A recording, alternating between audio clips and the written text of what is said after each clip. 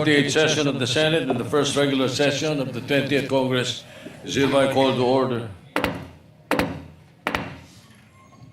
Senator Bam Aquino will lead the chamber in prayer. Let us put ourselves in the presence of the Lord.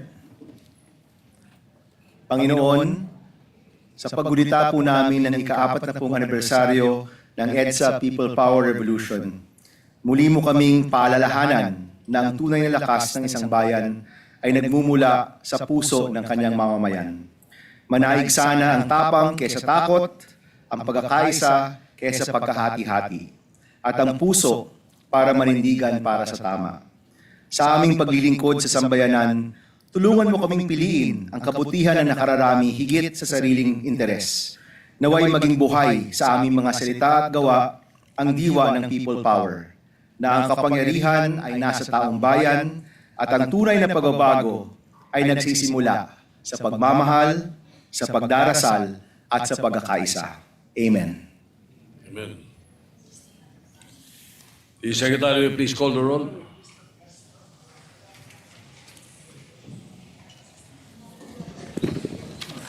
Roll call of members. Honorable Senator Aquino, Senator Cayetano Alan, Senator Cayetano Pia, Senator De La Rosa, Senator Ejercito, Senator Escudero, Senator Estrada, Senator Gatchalian, Senator Go, Senator Contiveros, Senator Lacson, Senator Lapid, Senator Legarda, Senator Marcoleta, Senator Marcos, Senator Padilla, Senator Pangilinan, Senator Tulfo Erwin, Senator Tulfo Rafi, Senator Villanueva, Senator Villar Camil, Senator Villar Mark, Senator Subiri. The Senate President is present. With 18 senators present, the chair declares the presence of a quorum. Majority Leader. Thank you very much, Mr. President. Mr. President, before we start our day today, we would just like to greet a very happy birthday to our distinguished colleague, Senator Risa Ontiveros, Mr. President.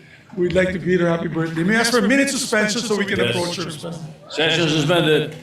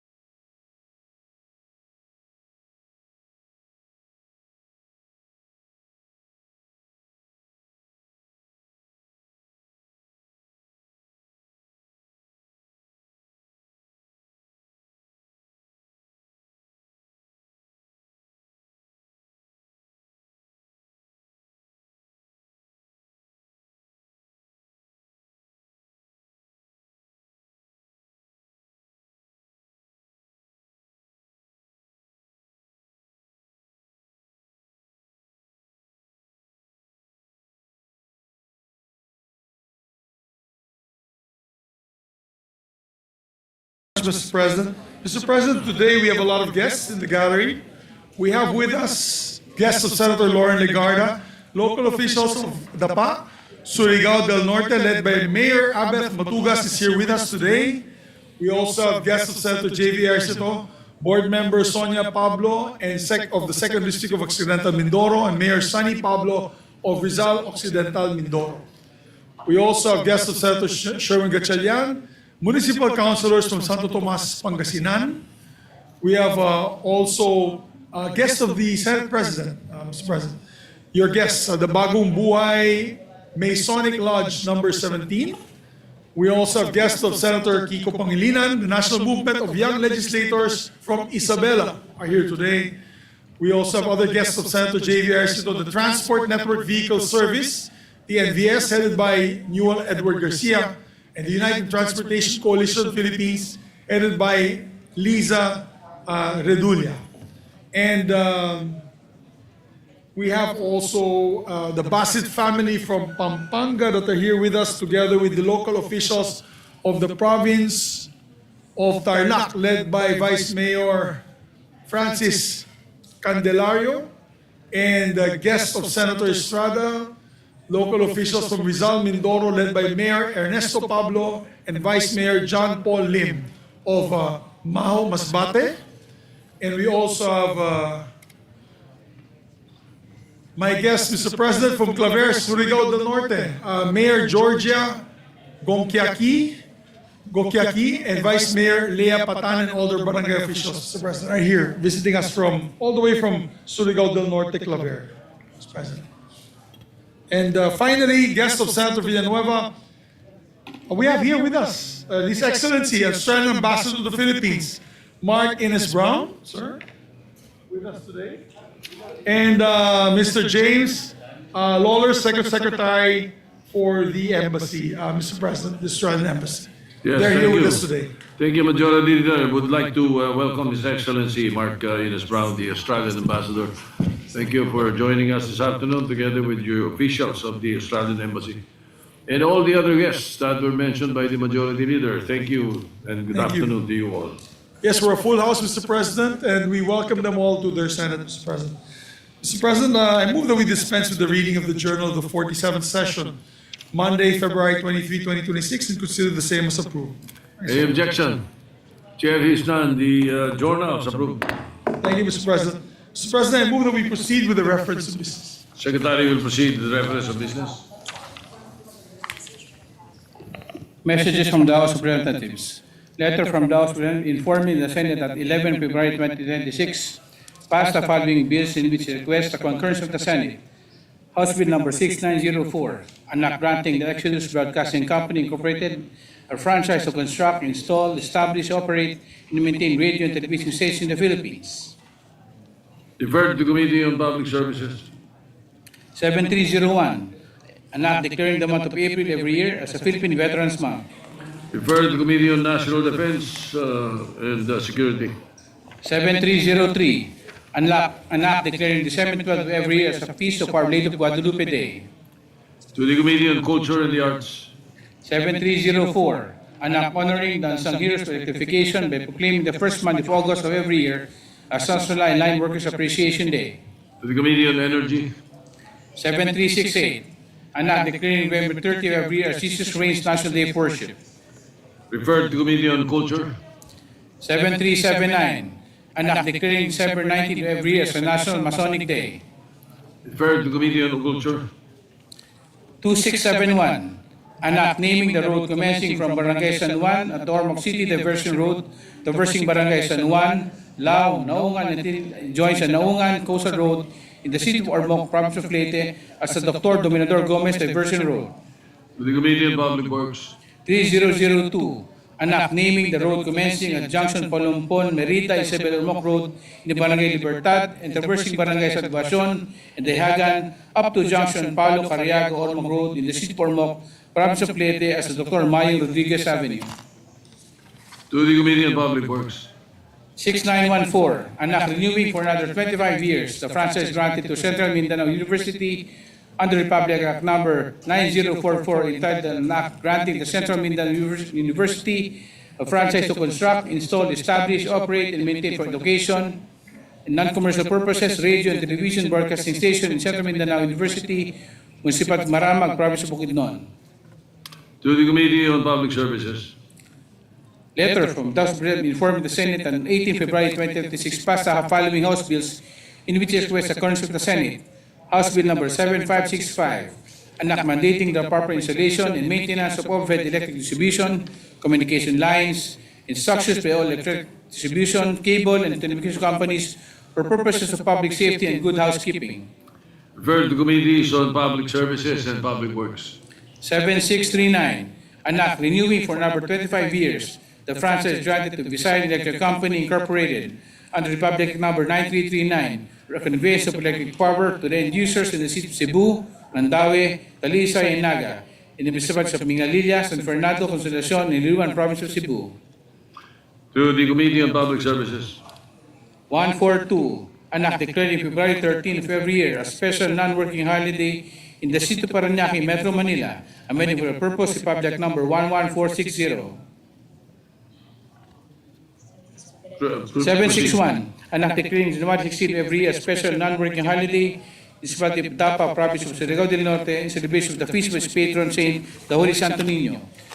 762, an act declaring June 17 of every year a special non-working holiday in the city of Lapu-Lapu, Province of Cebu, in commemoration of Southern Anniversary. 1510, an act declaring July 15 of every year a special non-working holiday in the whole Cordillera region in commemoration of Southern Anniversary to be known as Cordillera Day. 1538, an act declaring June 9 of every year a special non-working holiday in the municipality of Rosario, Province of Batangas, in celebration of Founding Anniversary. 1539, an act declaring November 11 of every year a special non-working holiday in the municipality of Taysan, Province of Batangas, in celebration of Foundation Anniversary. 2902, an act declaring February 14 of every year a special non-working public holiday in the municipality of Calamba, Province of Misamis Occidental, commemorate the Araw ng Calamba. 7554, an act declaring December 19 of every year a special non-working holiday in the city of Muntinlupa, to be known as the Muntinlupa Foundation Day, amending for this purpose Public Number 9191, otherwise known as an act declaring the first day of March of every year as a special non-working holiday in the city of Muntinlupa, to be known as the Muntinlupa City Charter Day.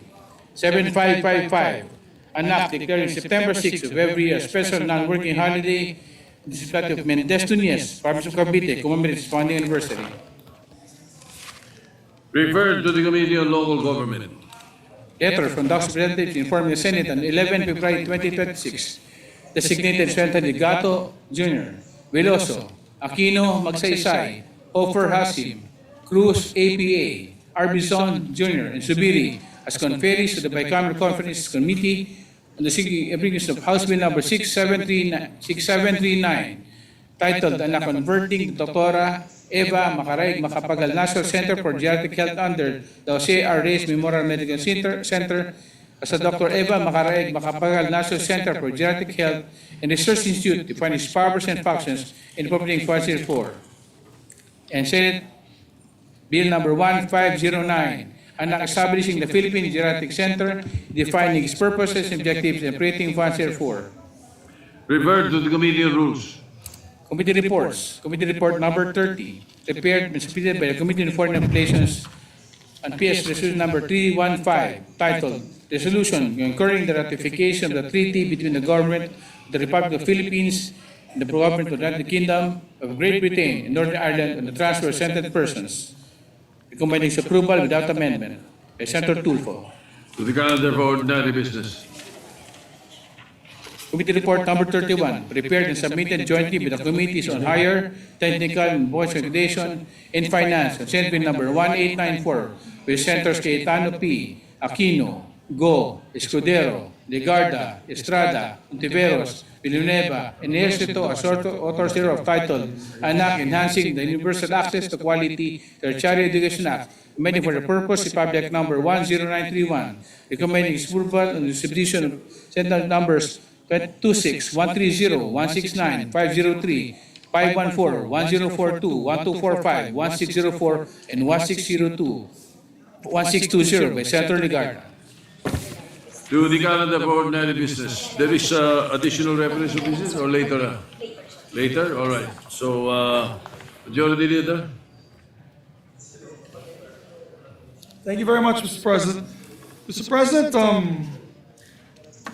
to allow we'd like to ask the permission of the body to allow our colleague, Senator Pia Cayetano, to deliver a privileged speech and avail of the privileged hour, as she will be delivering a speech on rare diseases. And she has patients here today with special needs para po mauna na po ang privileged speech ng ating mahal na kapatid na si Senator Pia Cayetano. May we recognize her, Mr. President, to avail of the privileged hour. Yes, of course. If there is no objection, we will proceed with the privilege hour earlier, and therefore Senator Pia Cayetano is recognized. You may deliver. Thank you, Mr. President. Mr. President, I rise on a matter of personal and collective privilege. We celebrate the 10th anniversary of the Rare Disease Act, Republic Act 10747. Meron tayong mga sound. Pwede bang, may we ask, merong, I don't know kung YouTube yun or... Maybe ask the other members to adjourn their meeting so that the Senator Pia Cayetano can be heard by everyone. Thank you, Mr. President. Meron pa rin eh. Thank you. We celebrate the 10th anniversary of the Rare Disease Act, Republic Act 10747, which I sponsored on November 5, 2015. We need stronger implementation, my dear colleagues, which is why I'm standing up today before all of you. Under Presidential Proclamation 1989, series of 2010, we observe the last week of every February as National Rare Disease Week, culminating in Global Rare Disease Day on the final day of the month, February 28. Let me define rare disease. It refers to disorders such as inherited metabolic disorders and other diseases with similar rare occurrences as recognized by the DOH under recommendation of the UP National Institute of Health. It does not include catastrophic and life-threatening forms of frequently occurring diseases. So let's emphasize, rare nga po ito. Hindi ito yung madalas natin nakikita. I have pictures here of persons who have the rare diseases, but I'll tell you more about it later on. The theme for the 2026 Rare Disease Week, More Than You Can Imagine, reminds us that while these conditions of individuals are rare, the community is massive. Globally, the World Health Organization estimates that over 300 million people worldwide live with approximately 7,000 types of rare diseases. And these are the rare diseases that have been diagnosed. Napakarami po, Mr. President, that are not diagnosed. And what's even sadder is it may be diagnosed but there is no cure. Or there is a cure but the pharmaceutical companies would not invest in it because konti lang ang may sakit. So wala silang return of investment para sa mga taong ganito. So napakalungkot talaga, Mr. President, when we understand the condition that persons with rare diseases have to live with. What is very heartbreaking is 70% of patients are children, according to the WHO. In the Philippines, we recognize some 6,500 individuals with rare diseases. We believe that there are many, many more, but they remain undiagnosed, Mr. President. These 6,500 alone have 159 known conditions identified by the UP National Institute of Health. In 2025, the 78th World Health Assembly adopted a historic resolution co-sponsored by the Philippines, recognizing rare diseases as a global health priority and adopting a 10-year global action plan. This plan includes integrating rare disease management within universal health care, ending the long and difficult journey of rare disease patients to receive accurate diagnosis through expanded genetic testing, and fostering international research and data sharing. Joining us today, Mr. President, is my hero. His name is Dicoy Magdaraog. He's in the back in a wheelchair. Dicoy, welcome. I think he's been here maybe 4 or 5 times. We have invited him as a guest many times. He is now a patient advocate for the Philippine Society for Orphan Disorders. He has been living with Pompe's disease, which causes muscle weakness that worsens over time. But Mr. President, Dicoy's story is inspirational. I don't remember the exact details, but he was told, his parents were told that he wouldn't live past a certain age. But he actually ended up finishing college and he is gainfully employed. He works for the Asian Development Bank and is proof that with the right support, people with rare diseases can lead productive and impactful lives. Beyond his job, Mr. President, he is a thriving entrepreneur. Later on in the lounge, I brought his product called Decoys. Many of you have probably tried it. It's a chicken pie na napakasarap. And my other favorite is Choco Key Lime Pie. This is a business he developed during the pandemic. And beyond that, kung may mga watch collectors dyan, he is a watch reseller. So talagang ang dami niyang entrepreneurial skills despite his physical limitations.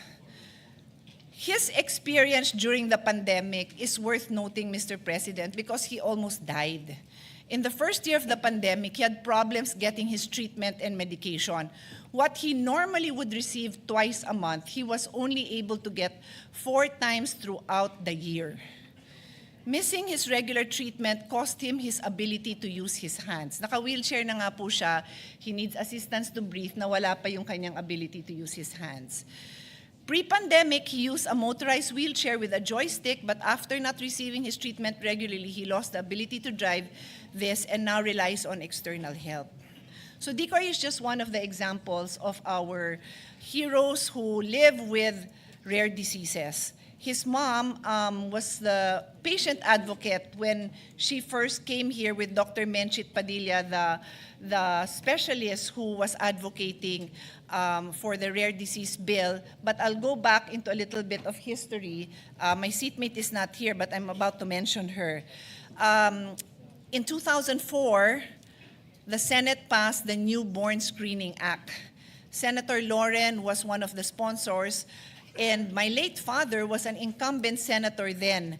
I mention him because the proponent of the bill, Dr. Menchit Padilla, who was then head of the NIH, was my doctor because I had a baby who in utero was diagnosed with trisomy 13.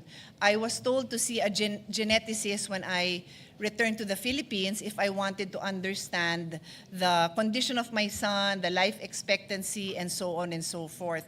I did not even know that the term rare disease existed, and I didn't know until years later when I was a senator that his condition was actually called a rare disease. At that time, when I met Dr. Menchit Padilla, I was probably 7 months or 8 months pregnant with my son, and we were able to determine, to confirm what I learned in the US, that he had trisomy 13. What that means is, in a normal human being, you have 23 pairs of each chromosome. Sorry, a pair of 23 chromosomes. So that's 23 times 2, 46. My son had 3 of chromosome 13. That's why the condition is called trisomy 13. Tatlo yon. So yung total chromosomes niya is not 46 but 47. And in the case of my son, he was born, he was perceived to be blind and deaf, with a hole in his heart, with tumors in his kidney. He had the 6th finger. I was told he would never walk or talk. Those are the manifested conditions of his rare disease, which I only found out later, as I said, was called a rare disease. So anyway, when I met her, we talked about this bill that was pending in the Senate, and that was the Newborn Screening Act. And the importance of this is that upon birth, the infants would be given screening, and this screening would detect many conditions that could save their lives. So she said, baka pwede mong banggitin yan sa daddy mo kasi senator siya. Sabi ko, of course, I will tell my father and I'm sure he will support. So di ko na yan nasubaybayan, basta nalaman ko na lang pumasa yan. Years later, who would have thought that I would become a senator and I would have the privilege of working with Dr. Padilla again, and this time on her new baby, the rare disease bill. When I was working on it, that's the only time that I Googled and found out that my son's condition was considered a rare disease. So akala nung mga bago kong staff, inspiration nung bill is my son. No, ang inspiration ko was Decoy. Na taon lang na yun din pala ang category ng sakit ng anak ko.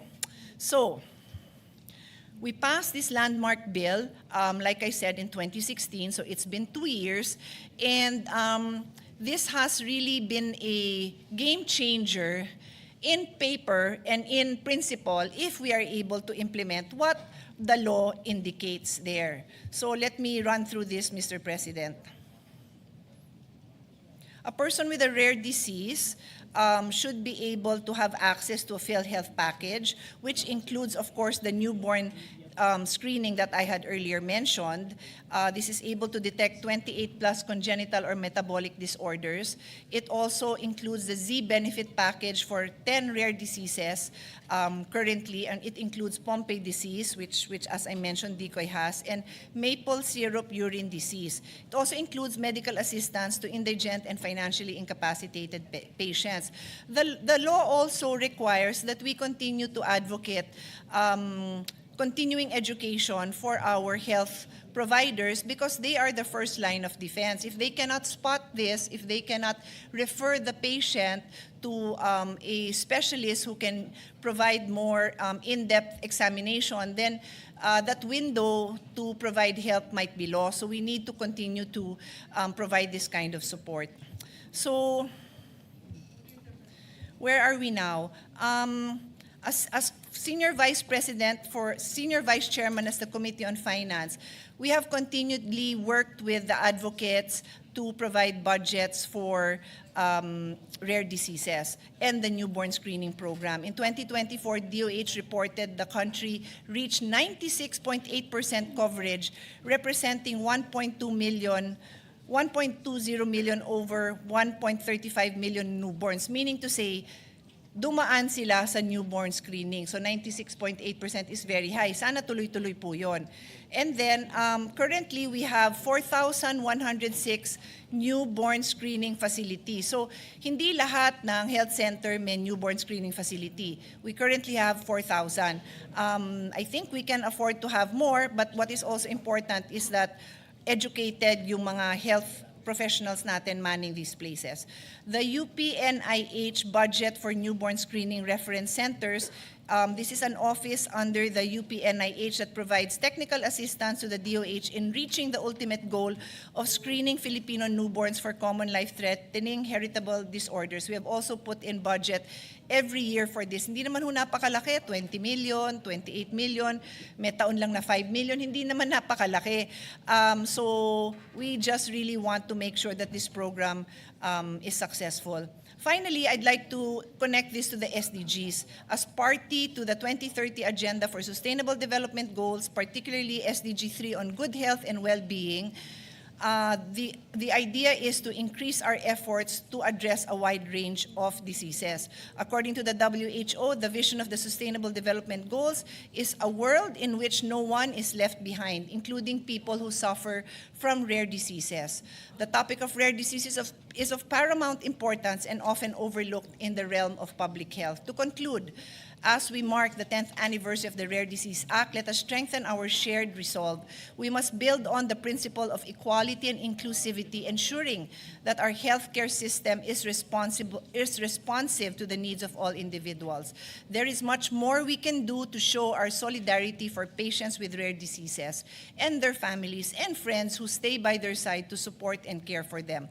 Through greater awareness and action, we can provide not only better healthcare services for rare disease patients, but also a more nurturing world for them to live in. Thank you, Mr. President, and thank you, dear colleagues.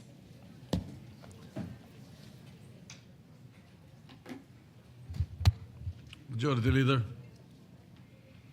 Thank you very much, Mr. President. We'd like to thank the distinguished lady for a very timely speech, being that today is the anniversary of rare diseases, the day of rare diseases. So we'd like to refer the speech of the Honorable Lady to the Committee on Health and Demography. I so move, Mr. President. So referred to the Committee on Health. Thank you, Mr. President. Mr. President, I'll take this opportunity while we have a lot of number of senators that are here today. We'd just like to remind the chairpersons on the priority measures. Some of those who were not able to attend the all-members caucus yesterday, maybe I'd just like to put on record here and remind them to please work on the measures of their committee, and then we can tackle it on plenary, Mr. President. Thank you. Mr. President, we'd like to also recognize guests of Senator Ontiveros and Pangilinan. Kiko Pangilinan is A.J. Kalinga Foundation, led by Randy De Los Santos and Tessam Castillo. Together with, we also have with us today, University of Cordillera students, together with Judge Isagani G. Calderon, are here with us in the Senate, Mr. President. We welcome them to the Senate. Welcome to the Senate. Thank you. Mr. President, moving forward with our agenda, I move that we resume consideration of Senate Bill number 1823 under Committee Report number 29. I so move, Mr. President. Any objection? Hearing none, consideration of 1823 is in order. Thank you, Mr. President. The status of the measure is that we're in the period of interpellation. We received a message from Senator, our distinguished Minority Floor Leader, that he will no longer interpellate me on this measure. We thank the good Minority Floor Leader for this, and I'm sure he wants to see that the elections also be scheduled immediately, Mr. President. So I move that we close the period of interpellation for Senate Bill number 1823. Any objection? Hearing none, period of interpellation is closed. Mr. President, may we move to the period of amendment with the permission of the body? Hearing no objection, we are now in the period of amendments. You may proceed, Majority Leader. Thank you, Mr. President. I just move to the other podium, Mr. President.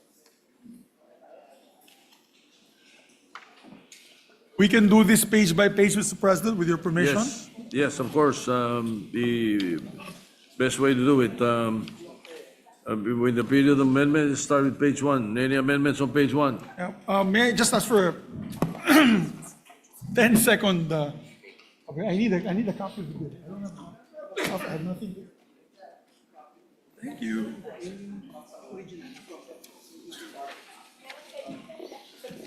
Mr. President, on page 1, on page 1, we propose line 7, we propose amendments on line 7 after the word 2026. May ulterior amendment na po. Page 7, after the word 2026, delete the comma and the phrase "and every 3 years thereafter," and replace it with the following paragraph. The term of office of the members of the Parliament elected in the first BARM regular elections shall be from noon of the 30th day of October 2026 until noon of the 30th day following the second regular election in the BARM Parliament. I so move, Mr. President. Is that all? Don't you want to continue? With the second That's Senator paragraph? Lacson's amendment, Mr. President. I'll let him do the honor of his amendment. All right, so any objection to that particular amendment? Hearing none, the amendment is adopted. Thank you, Mr. President. I believe our distinguished colleague, the Senate President Pro Tempore, has an amendment. President Pro Temp is recognized. Thank you, Mr. President. That is exactly my amendment, but I will just complete the whole paragraph or the whole section, Mr. President. Yeah, on the same page, line 8, after the period, insert the following words and phrases to wit. No? The term of office of those elected during this election shall start at noon on the first day of December 2026 and shall end at noon on the 30th day of June 2031, period. Beginning 2031, comma, for purposes of synchronizing the Bangsamoro elections with the national and local elections, comma, the regular elections for the Bangsamoro government shall be held on the second Monday of May 2031 and every 3 years thereafter. The whole section as amended will now read as follows, if I may, Mr. President. You will be reading the entire amendment from line 7 or just the proposal that you are mentioning? It's better that I read the whole section 1, Mr. President. Read the entire section 1. All right, go ahead, and the sponsor is listening. Yes, Section 1, Section 13, Article 16 of Republic Act Number 11054, otherwise known as the Organic Law for the Bangsamoro Autonomous Region in Muslim Mindanao, as amended, is hereby amended to read as follows. Section 13, first regular session. The first regular session for the Bangsamoro government under this organic law shall be held on the second Monday of September 2026, period. The term of office of those elected during this election shall start at noon on the first day of December 2026 and shall end at noon on the 30th day of June 2031, beginning 2031,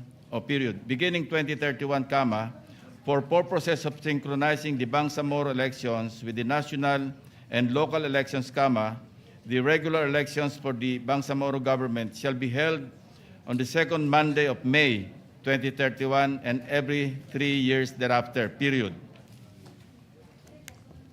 What does the sponsor say? That is completely different from May I ask for your a minute amendment. suspension, Mr. President? Yes, session suspended.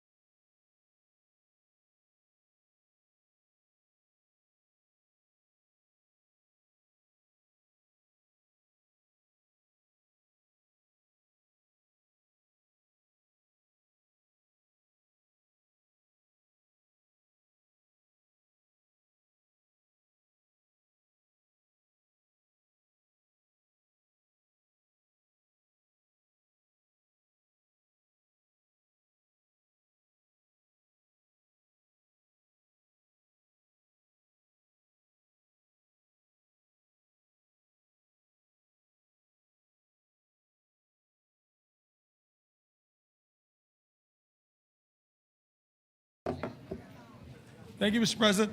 Mr. President, Senator Lacson and I are going to refine our amendments. So with this permission, we agreed that we will withdraw first our amendments on Section 1 and come back to it later once our staff and our two offices have refined the amendments, Mr. President. So, all right. So do I understand that your motion is to withdraw both amendments? Yes, sir. The ones that we have approved and the one that is marry them pending? both To marry properly. them both, yes. Yes. So any objection?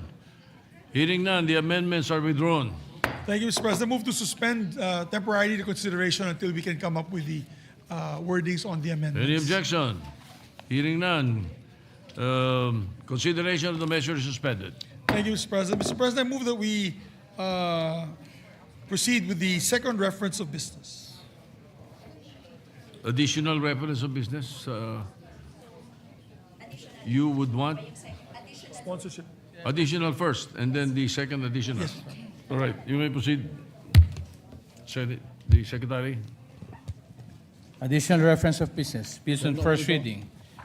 Senate Bill number 1880, an act creating a mandatory position for human resource management officer in local government units, amending for the purpose sections 443, 454, and 463 of Republic Act number 7160 of the Local Government Code of 1991 as amended by Senator Villar M. Referred to committees on local government and civil service. 1881, an act regulating the registration, licensure, and practice of physical therapy and appropriating funds therefore by Senator Villar M. Referred to the committees on civil service and finance. 1882, an act establishing a national youth environmental advocacy and sustainable program and appropriating funds therefore by Senator Villar M. To the committees on youth, environment, and finance. 1883, an act allowing the free use of public places available for art exhibits of local artists by Senator Villar M. To the committees on culture, the arts, and finance. 1884, an act establishing nursery and childcare facilities proximate to public schools, promoting access to affordable childcare facilities for public school teachers by Senator Villar M. To the committees on women, ways and means, and finance. 1885, an act declared the whole month of July of every year as a micro, small, and medium enterprises month in the entire country and appropriating funds therefore by Senator Villar M. To the committees on trade and finance. 1886, an act to establish a grant program to provide vision care to children by Senator Villar M. To the committee on health. 1887, an act mandating all government agencies to post and display national symbols and figures and instill Filipino youth awareness and patriotism by Senator Villar M. To the committees on youth, civil service, and finance. 1888, an act creating an advanced studies development program for exceptional government employees by Senator Villar M. To the committees on higher education, civil service, and finance. 1889, an act granting amnesty in the payment of estate tax by Senator Lacson. Referred to committee on ways and means.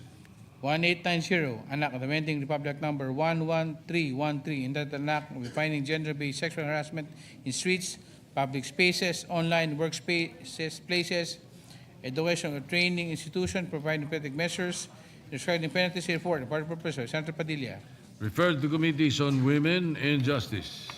1891, an act institutionalizing and strengthening the National Cybersecurity Interagency Committee created under Executive Order number 95, Series 2019, renaming to National Cybersecurity Council in party purposes by Senator Marcos.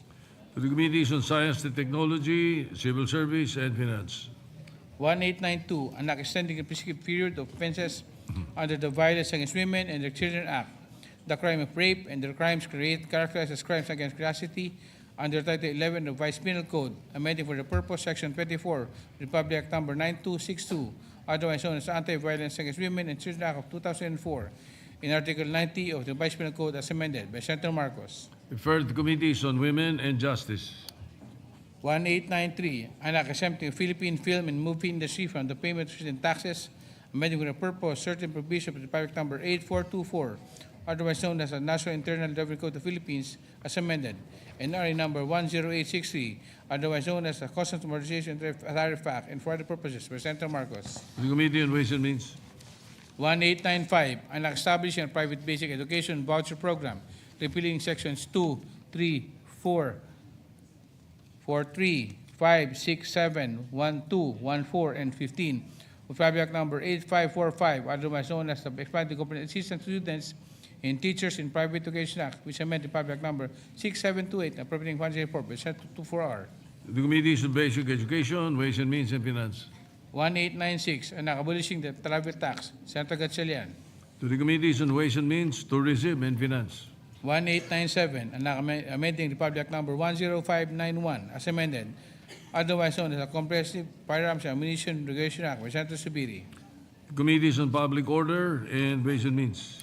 1898, anak declaring Rasa Island located in the municipality of Nara, province of Palawan, a protected area by the category of wildlife sanctuary under National Integrated Protected Area System, to refer to as Rasa Island Wildlife Sanctuary, providing for its management and operating funds report by Senator Subiri. Refer to the Committees on Environment, Ways and Means and Finance. Resolutions. Resolution number 314, resolution directing the Appropriation Committee to conduct an inquiry into the legislation in the recent incident of drunk driving and increasing numbers of road-related accidents with any view reviewing existing laws on road safety by Sir Villar M. The Committee on Public Services. 316, resolution directing the Appropriate Senate Committee to conduct inquiry into the legislation and the status of integrated legislation program of the Bureau of Internal Review as amended with Republic Act Number 11976 or the Issue of Paying Taxes Act by Senator Gatchalian. The Committee on Ways and Means and Finance.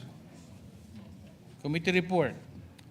Committee report number 32, prepared and submitted by the Committee on Basic Education, Senate number 1899, with Senators Legarda, Gatchalian, Aquino as authors hereof, titled Anak allowing the Department of Education the flexibility to determine the pedagogical approaches to be implemented in the basic education curriculum, amending the purpose, Section 5, Public Number 10533, or the Enhanced Basic Education Act of 2013, recommending the approval and institution of Senate numbers 530 and 624, take into consideration House Bill number 5939 by Senator Aquino.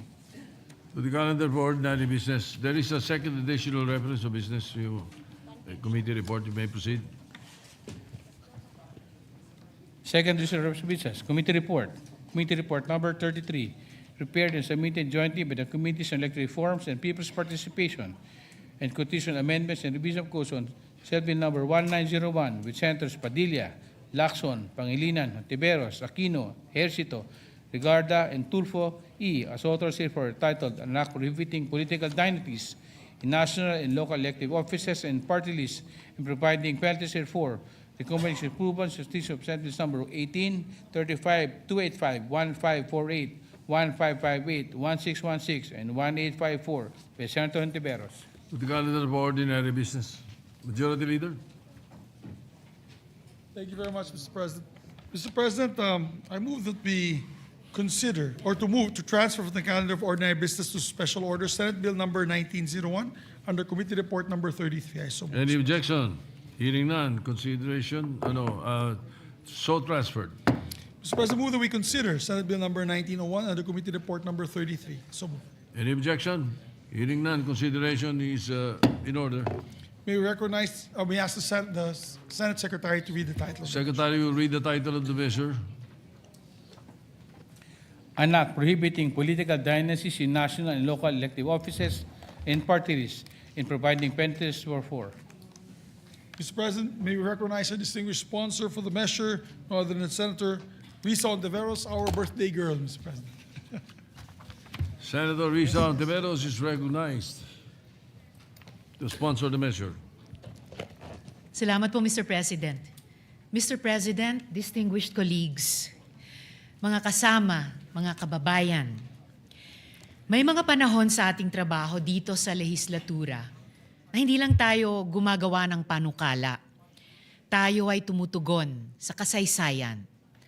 Tayo ay sumusunod sa atas ng ating saligang batas. The 1987 Constitution declares that the state shall guarantee equal access to opportunities for public service and prohibit political dynasties as may be defined by law. Ito ay malinaw na utos ng saligang batas. The Constitution says it in black letter.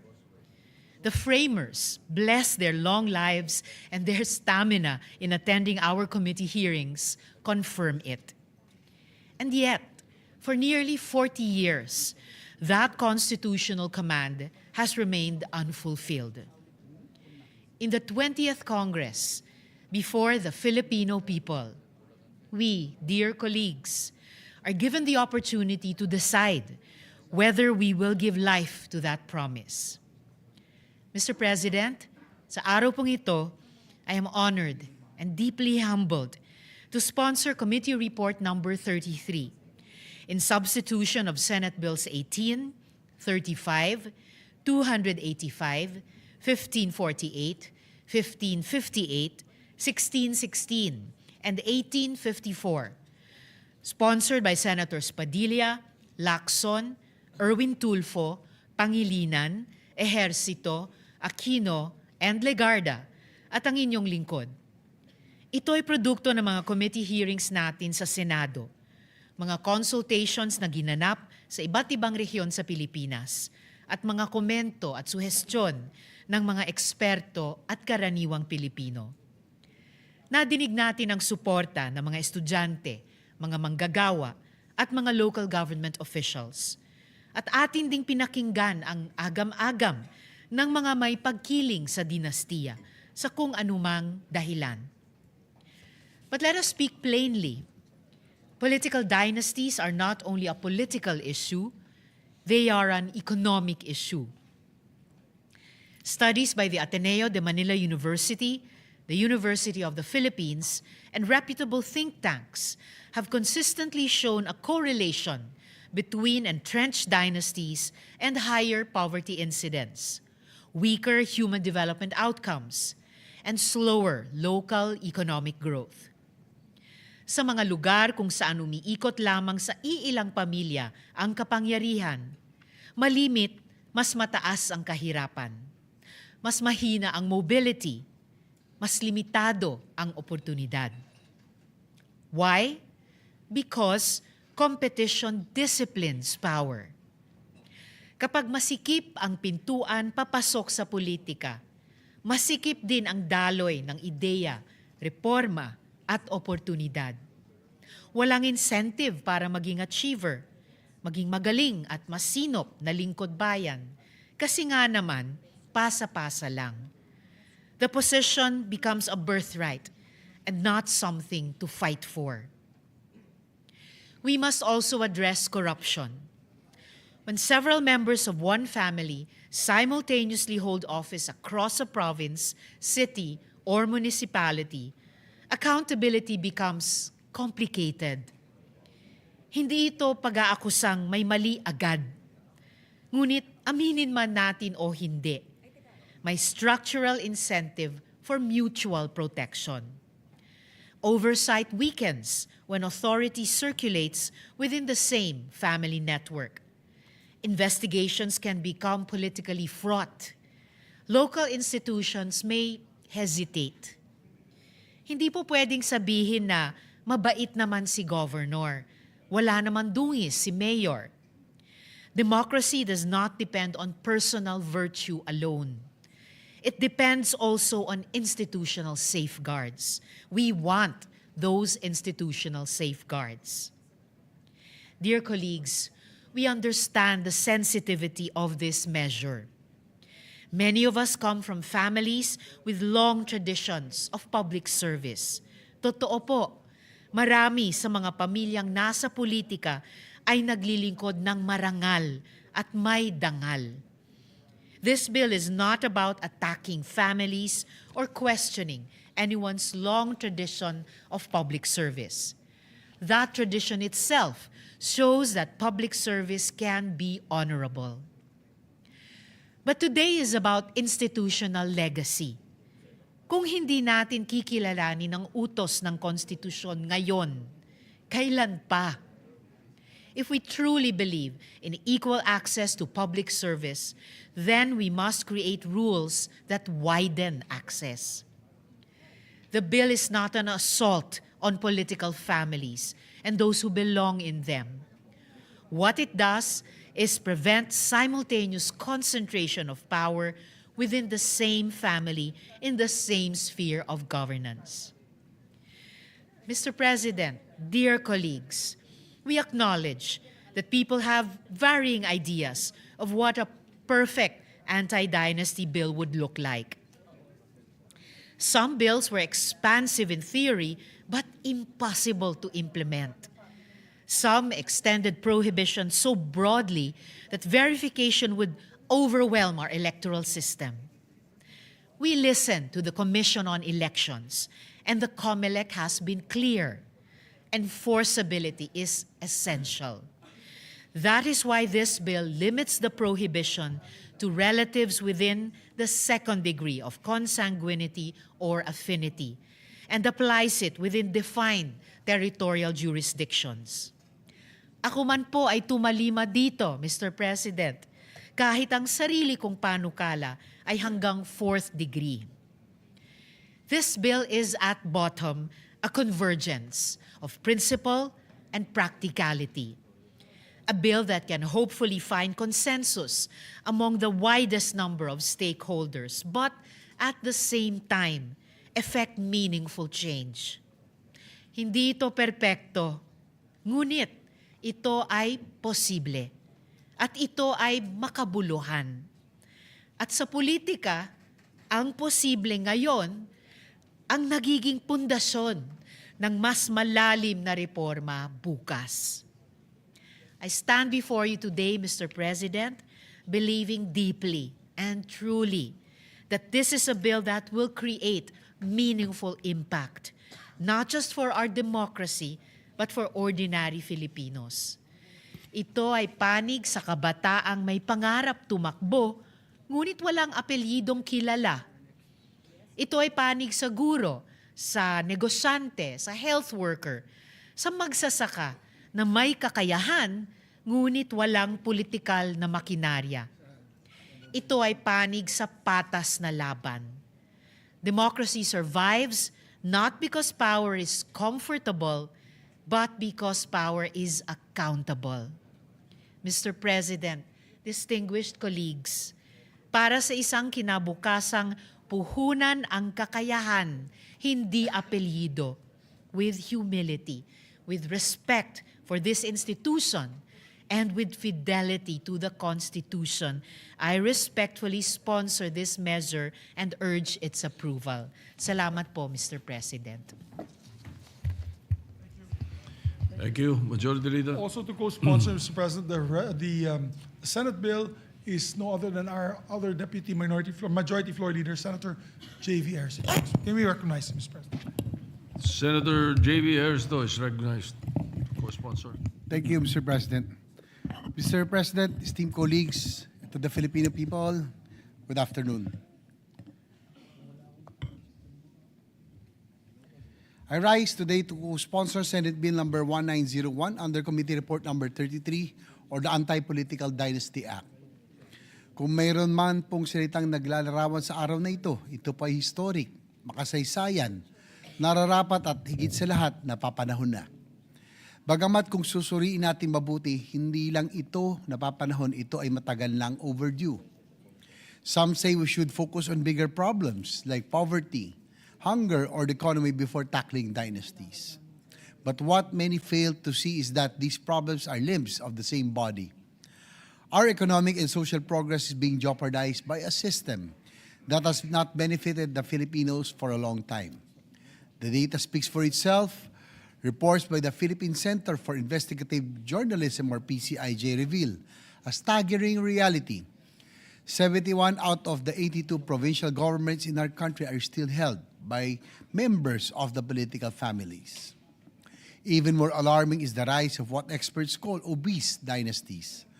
Currently, at least 18 provinces fall under this category, where a single family fields 5 or more relatives simultaneously across different elective positions. Mr. President, sa ibang probinsya, ang gobyerno ay parang family business na pinakayaw na ang lahat ng posisyon. Congressman si Daddy, Governor si Mami, Vice Governor si Ate, Mayor sa isang bayan si Kuya at si Bunso inihahanda na bilang konsihal. Within the legislative branch, over half of district representatives seeking re-election belong to political dynasties. Moreover, the party list system intended to expand political representation has similarly been captured by dynastic interests, with 78 of 156 party list organizations associated with political dynasties. Furthermore, the share of provincial governors, House members, and mayors from political dynasties rose from 57%, 48%, and 40% in 2004 to 80%, 67%, and 53% in 2025, reflecting the growing concentration of political power within a few families. Mr. President, when public office becomes a family heirloom, the public part of the office begins to disappear. I support this measure not because it is a priority of this administration, nor because I have my own version of this bill. I support it because it is the only way to truly democratize public service. This bill pursues a clear, absolute definition of what a political dynasty is. It ensures that there are no sacred cows. No one, including this august chamber, is exempt. Some skeptics say this is an impossible feat. To them, I say, we have already done it. When we passed the Sangguniang Kabataan Reform Act, this representation introduced the first ever anti-dynasty provision in Philippine history. We saw how the SK, once a breeding ground for traditional politics and trapo practices, began to change. We proved that we could dismantle the system that taught our youth that political power is inherited rather than earned. It is worth noting that during that time, chairperson of the Senate Committee on Local Government who championed that reform was none other than then Senator and now President Ferdinand Bongbong Marcos Jr. Kaya naman po, hindi na ako nagulat na kanyang ginawang priority measure ang panukalang batas na ipinagbawal ang mga dinastiya.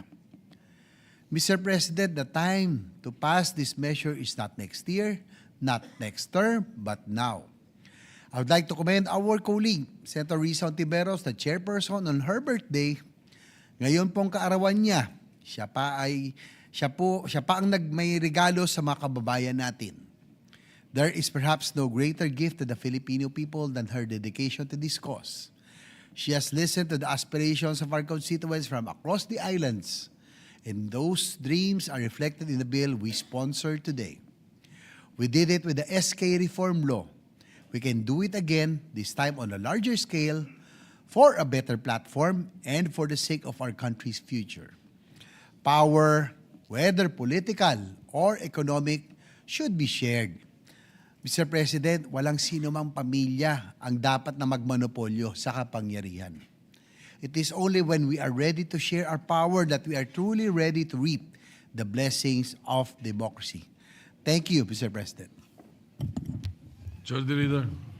Thank you very much, Mr. President. Mr. President, to allow our colleagues to study this measure further. Senator Padilla is sorry. raising his hand. My apologies. Yes. Please, we recognize Senator Robin Hood. Senator Robbie Padilla is recognized. Maraming salamat po, Ginoong Pangulo, at sa ating pinunong mayorya. Ako po ay nababalot ng malalim na kasiyahan at kasayahan sapagkat noong pong 19th Congress, ito po ay ating isinusulong at kasama po natin dito yung mga orihinal na sumulat ng 1987 Constitution. Kasama po natin sila Atty. Christian Munsod. At tayo po ay nakagawa ng mga panukala na katulad po ng isinulong ng ating kaibigan at hinahanga ang Senadora Risa Ontiveros. Happy birthday, ma'am. At parehas po kami na 4th degree ang gusto namin. Marami pong nagtatanong sa akin, ako daw po mismo ay pamilya ng political dynasty. Totoo po yan. May kapatid po akong gobernador, may kapatid po akong mayor. Kami po ay dinastiya. Pero akin pong pinanghahawakan ay ang sinasabi ng 1987 Constitution. Yun po ang dapat nating sundin. Hindi ang sigaw ng ating damdamin, kung hindi ang sinasabi ng saligang batas. At kaya po tayo ay nagpapasalamat kay Senadora Risa Ontiveros sapagkat sa kanya pong pamumuno ay ito po ay mukhang papasa sapagkat ito po ay ibinalita sa atin ng ating mahal na Senate President na ito daw po ay kasama sa lidak. Ibig sabihin ay prioridad ng administrasyon at ng ating plenaryo. Ito po, mga mahal kong kababayan, ibig sabihin, binibigyan na po natin ng pag-asa yung mga kababayan natin na mamuno rin. Hindi po pwede na sa ating populasyon na 117 million ay iilang pamilya lamang. Iilan lamang ang sinasabing may talino at galing para mamuno dito sa ating bayan. Ako po'y naniniwala na ito ang hakbang para magkaroon po tayo ng tunay na progreso sa bayan natin. Hindi ko po maipagkakaila, marami po akong mga kaibigan, malalapit sa akin, na meron po silang dinastiya na matitino naman at gumagana naman. Pero mas marami po yung mga dinastiya na masasabi nating pinagsasamantalahan ang ating inang bayan. Kaya po, mga mahal kong kababayan, tulad po ng aking laging sinasabi, ako po ay magiging ehemplo at unang tatalima kapag ito ay naging batas. Kahit nang ibig sabihin po nito ay ang pagbaba ko o ng aking mga kamag-anak sa pwesto. Maraming salamat po, Ginoong Pangulo. Majority Leader. Mr. President, thank you very much to distinguished colleague. Also for the record, the following, well, our colleague Senator Kiko Pangilinan would like to just insert into the records his co-sponsorship speech on Senate Bill number 1901. So, Mr. President. So inserted. Thank you, Mr. President. To allow our colleagues to study the measure further, I move that we suspend consideration of the measure. Any objection? Hearing none, consideration is suspended. Mr. President, I move that we take up the proposed Senate Resolution number 315 under Committee Report number 30. I so move, Mr. President. Any objection? Hearing none, consideration of 315 is in order. This is the ratification between our government and the government of United Kingdom and Great Britain. May we recognize the sponsor of the measure, Mr. President? Senator, before we do that, has it been read already by the Secretary yesterday? Yes. May we just ask the Secretary to be the title of the measure? Yes, I think it's on in the agenda. So the Yes. Secretary will read the title of the measure without prejudice into inserting into the records the text of the said resolution. Treaty between the Government of the Republic of the Philippines and the Government of the United Kingdom of Great Britain in Northern Ireland and the transfer of sentenced persons. Thank you very much, Mr. President. We recognize the sponsor of the measure, the Chairman of the Committee on Foreign Relations, no other than Senator Erwin Tulfo. Senator Erwin Tulfo, Chairman of the Committee on Foreign Relations, is recognized. Mr. President, distinguished colleagues, I rise today to seek the concurrence of the Senate on a vital international agreement, the treaty between the Republic of the Philippines and the United Kingdom of Great Britain and Northern Ireland on the transfer of sentenced persons. Ang karapatang pantao at ang dignidad ng bawat isa ay nanatili, nasa loob man sila o sa labas ng rehas. Sa ilalim po ng ating saligang batas, hindi natatapos ang pagkalinga ng pamahalaan sa isang Pilipino dahil lamang siya ay nakagawa ng pagkakamali sa ibang bansa. The core of this treaty is restorative justice. It is explicitly stated in the treaty that sentenced person shall be treated with respect for their human rights. When a Filipino is imprisoned in a foreign land like the United Kingdom, they face more than just the loss of liberty. Bukod sa rehas, meron ding pader ng wika at distansya mula sa kanyang pamilya. Dobleng pasakit po, Ginoong Pangulo. Ang kasunduang ito ay magpapadali sa epektibong rehabilitasyon ng ating mga kababayan sapagkat sila ay mapapalapit sa kanilang mga pamilya at kaibigan. Makakasama rin nila ang kapwa bilanggo na may kaparehong wika at kultura. Nevertheless, Mr. President, it is not get out of jail free card. It is a transfer of venue where the Filipino will serve his sentence. It will be operationalized through the following mechanism. Number one, mutual consent. The transfer requires the consent of both the Philippines and United Kingdom governments, as well as the written consent of the sentenced person. Dapat po pumayag din po yung mga bilanggo. Halimbawa po yung mga Pilipino na nakakulong po doon na pumayag siyang pabalik po dito. Ewan ko kung papayag po talaga. Number two, sentence continuity. The sentence imposed in the UK will be carried out in the Philippines. We respect the judicial sovereignty of UK while taking over custodial responsibility. Number three, the Department of Justice Oversight, the DOJ, will be the lead implementing agency in coordinating with UK authorities to ensure the safe and orderly transfer of our nationals to local penal institutions. Mr. President, naniniwala tayo na ang layunin ng pagkabilanggo ay pagbabago, hindi pagpapahirap. Ipakita natin sa ating mga kababayan sa United Kingdom na hindi sila nakakalimutan ng kanilang inang bayan. Tayo ay magtulungan para sa kabutihan ng ating bayan. For this reason, I urge this body to concur with the ratification of this treaty. Thank you, Mr. President. The, Mr. President, Senator Padilla is raising his hand. What is the pleasure? What is the pleasure of Senator Padilla? Nais ko lamang po, Ginoong Pangulo, magbigay ng suporta sapagkat bilang ako po ay dating bilanggo, naiintindihan ko po ang pinangusap ng ating mahal na kaibigan na Senator Erwin Tulfo. Go ahead. Go ahead. You may proceed. Ginoong Pangulo at mga kagalang-galang ko mga kasama sa Senado, ako po'y tumatayo upang buong puso na mag-co-sponsor po sa inyo pong resolusyon. Salamat po. Sapagkat ito pong kasunduang ito ay nagbibigay ng malinaw na mekanismo upang ang mga Pilipinong nahatulan sa United Kingdom ay maaaring mailipat sa Pilipinas upang dito ipagpatuloy ang pagsisilbi ng kanilang sintensya. Binabati ko po ang kabuuan ng Senate Committee on Foreign Relations sa pamumuno ni Senador Erwin Tulfo sa masusing pag-aaral at pagsusuri ng kasunduang ito.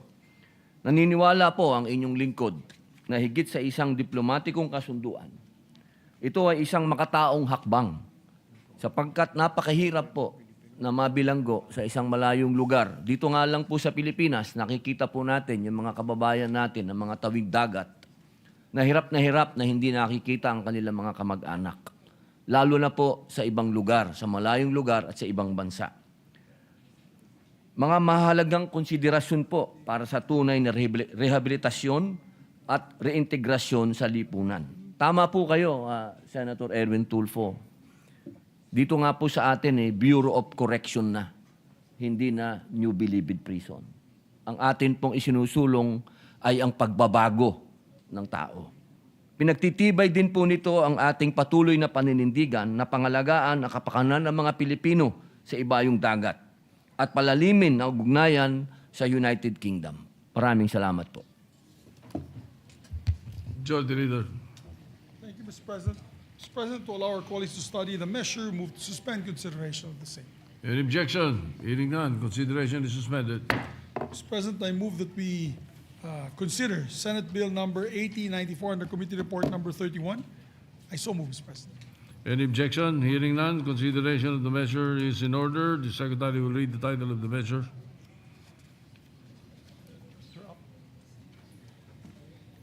Enacting the Universal Access to Quality Tertiary Education Act, amending for the purpose of Republic Act number 10931. Mr. President, we recognize the sponsor of the measure, no other than a distinguished colleague, our Tita Ganda of the Senate, Senator Lauren Legarda. Senator Lori Legarda is recognized.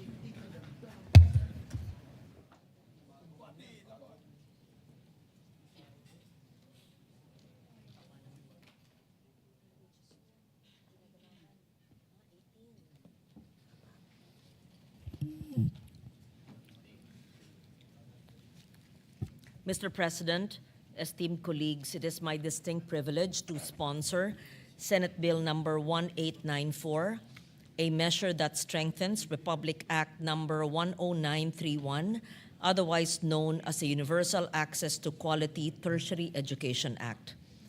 We are a nation that tells its children ang edukasyon ang pinakadakilang daan tungo sa pagka-pantay-pantay. When we enacted this landmark law in 2017, we believed with full conviction that we were building the most consequential social investment of our generation. We were reaching into the lives of the most disadvantaged Filipino families and telling them, kaya ninyo, hindi kayo nag-iisa. Kaagapay ninyo ang pamahalaan. The tertiary education subsidy was meant to be our instrument of that promise. It was designed to prioritize the academically capable children of the poorest of the poor. Children for whom a college degree is not a matter of preference, but a doorway out of poverty and into dignity for their families, for the generations that follow. We meant it then, and we mean it now.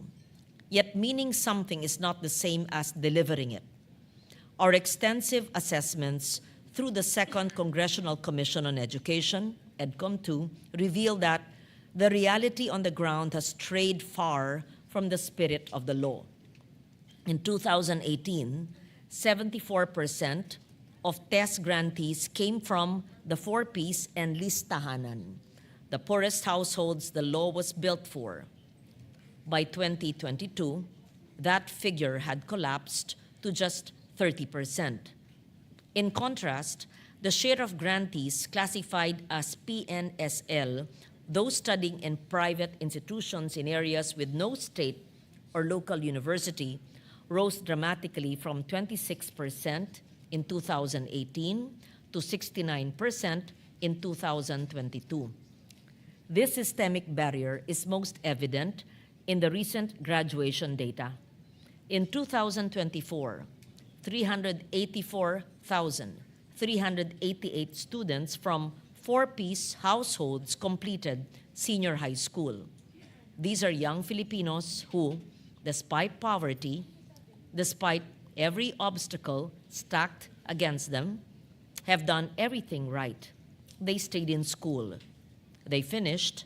For many of them, graduation alone was already a miracle. Yet out of this number, only 4,746, or 1%, were able to access the tests as first-year college beneficiaries that same year. 1% lamang. And for those fortunate enough to qualify, the subsidy itself has been diminishing. In the program's first year, TESS stood at 60,000 pesos per year. Since then, it has been reduced to as low as 20,000 pesos. For grantees, that means 10,000 pesos per semester. Meanwhile, the cost of living continues to rise. Textbooks, transportation, board, and lodging must still be paid for. And so, one by one, students are pushed out of the very system that was built to keep them in. More than a funding problem, it is also a systemic failure. 10 years after the passage of Republic Act 10687, or the UNIFAS Act, a law I principally authored, its vision remains largely unrealized. The Commission on Audit, in its 2022 annual audit report, documented the institutional failures that compound this human cost. 548 million in overpayments to 3 SUCs, 1.8 billion in delayed TES benefit releases, 13.5 billion in unliquidated fund transfers across 4 CHED regional offices. These are failures of accountability that have direct consequences for our students. Even a cursory look at student feedback on social media reveals the painful inefficiencies in the system. Many do not even learn they are eligible for tests until after the enrollment period is closed, robbed of the chance to make an informed decision about college. And those who dare to enroll, hoping the assistance will come, are left waiting. Pasan nila ang pangamba kung paano maitatawid ang kolehiyo, gayong ang sagot ay nakasulat na sa batas. Mr. President, this is a crisis of equity and implementation, and it demands a united response. I am grateful to be joined in this effort by my fellow EDCOM 2 commissioners, Senator Bam Aquino, the principal sponsor of RA 10931, Senator Joel Villanueva, and Senator Sherwin Gatchalian, alongside the authors of the bills comprising this committee report, Senators Pia Cayetano, Bongo, Chis Escudero, Jinggoy Estrada, Risa Ontiveros, J.V. Ejercito, and Rafi Tulfo. Together with all our esteemed colleagues in this chamber, we are determined to see this through. Our counterparts in the House of Representatives are moving in lockstep with us. Allow me to present the highlights of Senate Bill 1894, through which we will institute the following reforms. First, an ironclad guarantee for the poorest. The bill mandates the secondary education completers from four-piece households shall be guaranteed a test slot, subject only to their successful admission into a CHED or TESDA recognized institution, whether public or private. Yes, this carries a significant funding requirement, but consider what the guarantee transforms. When a child from a four-piece family knows what the government has already secured the place in college for them, that knowledge alone changes everything. They know they have a future, they stay in school, they show up with a purpose so profound that it changes the trajectory of their entire life. Beyond the four-piece guarantee, the remaining test slots will be awarded strictly by per capita household income, ensuring that every peso reaches those who need it most. To institutionalize affirmative action in inclusive education, all SUCs, LUCs, and state-run TVIs will be required to develop concrete admissions criteria for learners from disadvantaged backgrounds, including persons with disabilities, indigenous peoples, and those from geographically isolated and disadvantaged areas.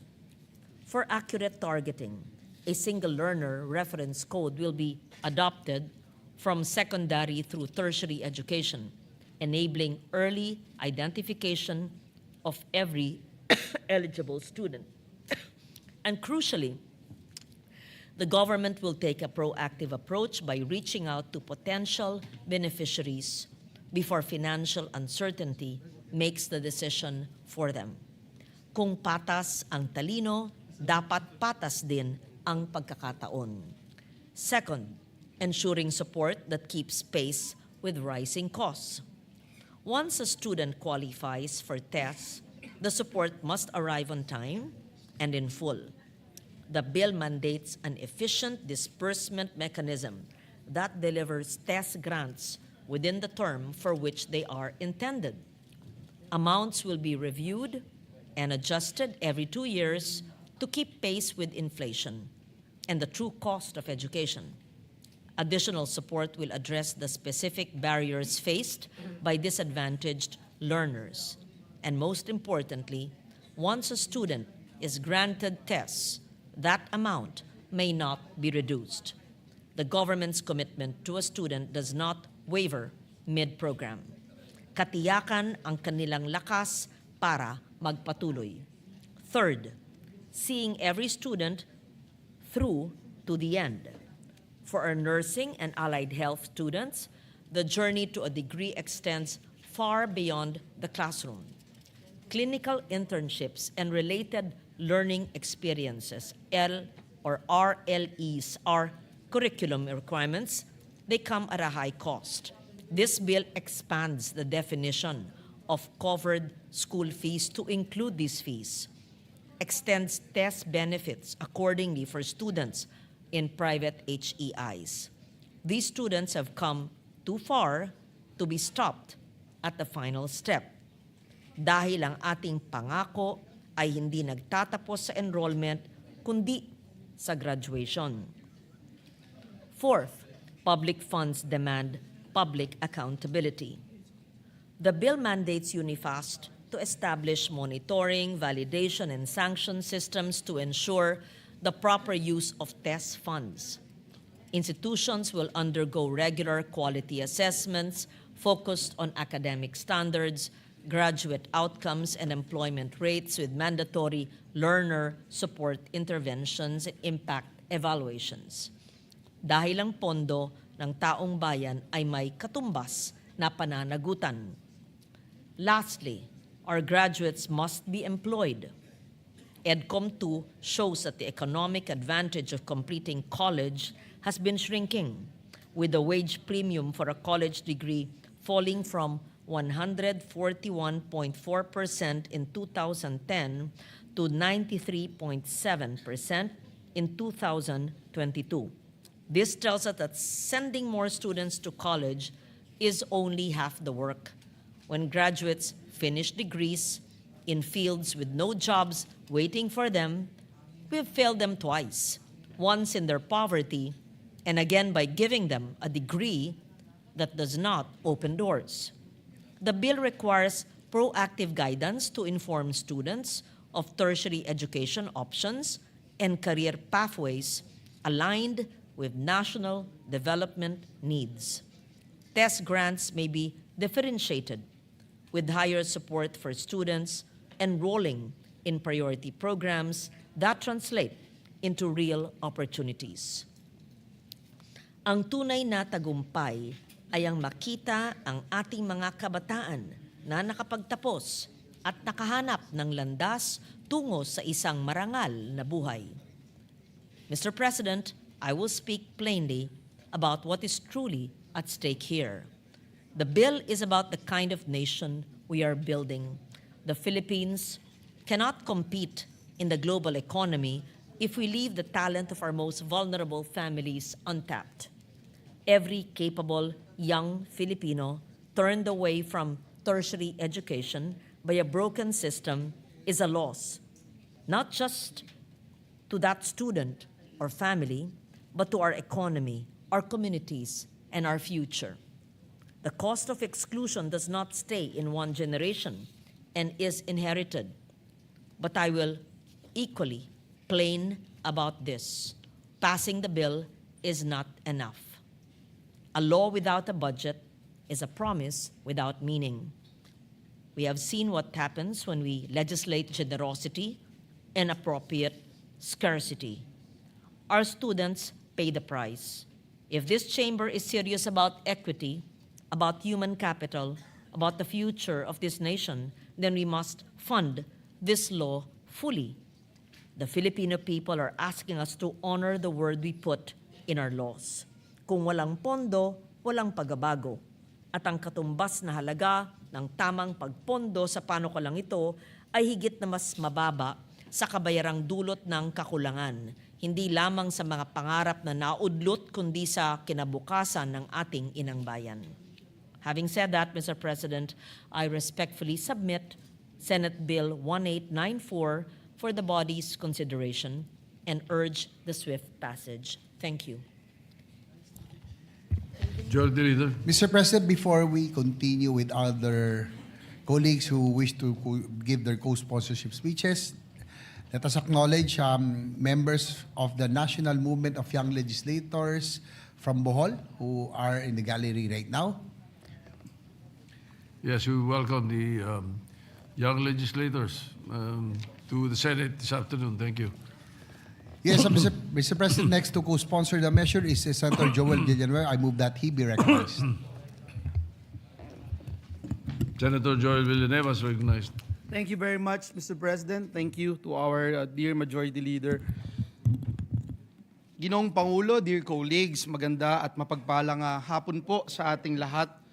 I rise to co-sponsor the measure amending the Universal Access to Quality Tertiary Education Act or UWACTEA.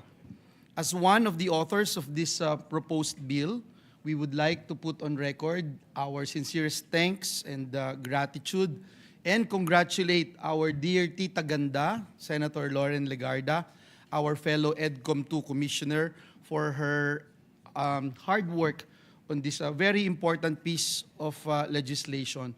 We would like to also thank our dear colleagues and friends from EDCOM 2, headed by Carl Yee, who is also here with us today. Mr. President, nearly 10 years ago, we first filed what would eventually become the Free College Tuition Act. Malayo na po yung narating nitong Free College Tuition Act. But we must also admit, Mr. President, na malayo pa rin ang ating tatahakin if we are to achieve truly universal and meaningful access to tertiary education. Data from PSA revealed that as of 2024, nearly 11 million Filipino children and youth are classified as out-of-school children and youth.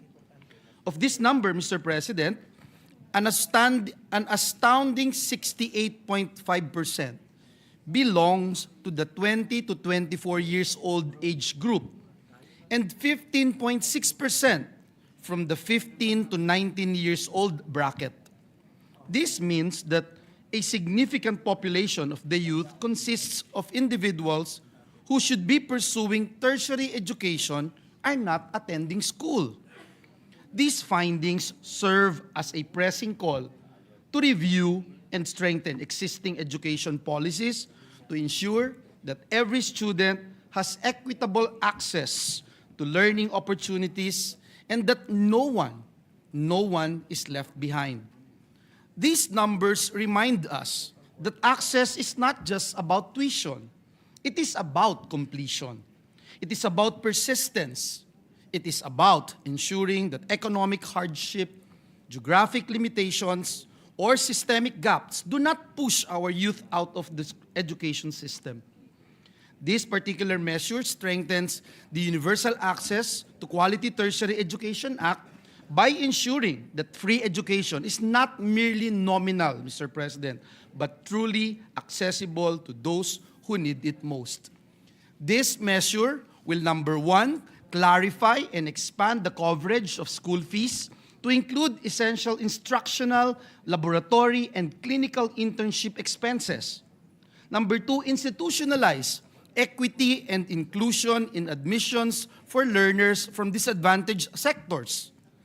Third, enhance the tertiary education subsidy to cover real out-of-pocket costs such as books, transportation, lodging, and licensure requirements.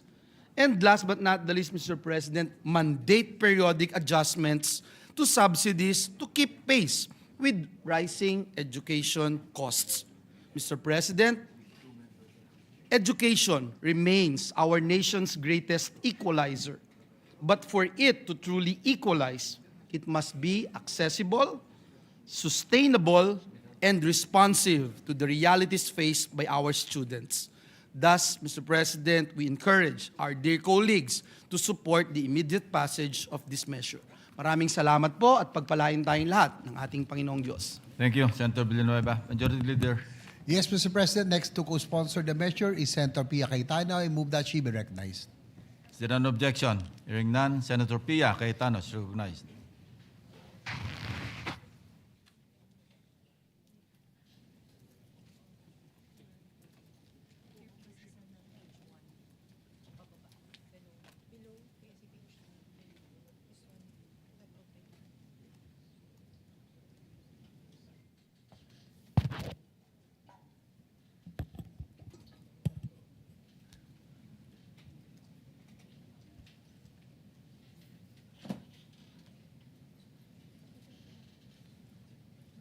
A minute suspension, Mr. President. Session is suspended.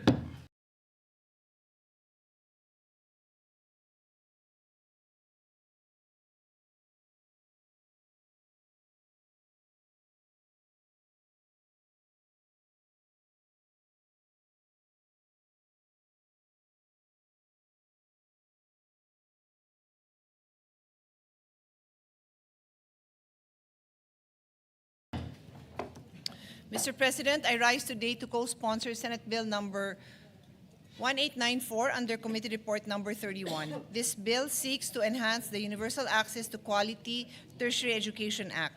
When we enacted the Free Higher Education Law, we embraced the principle that every student's access to opportunity should not be limited by their economic circumstances.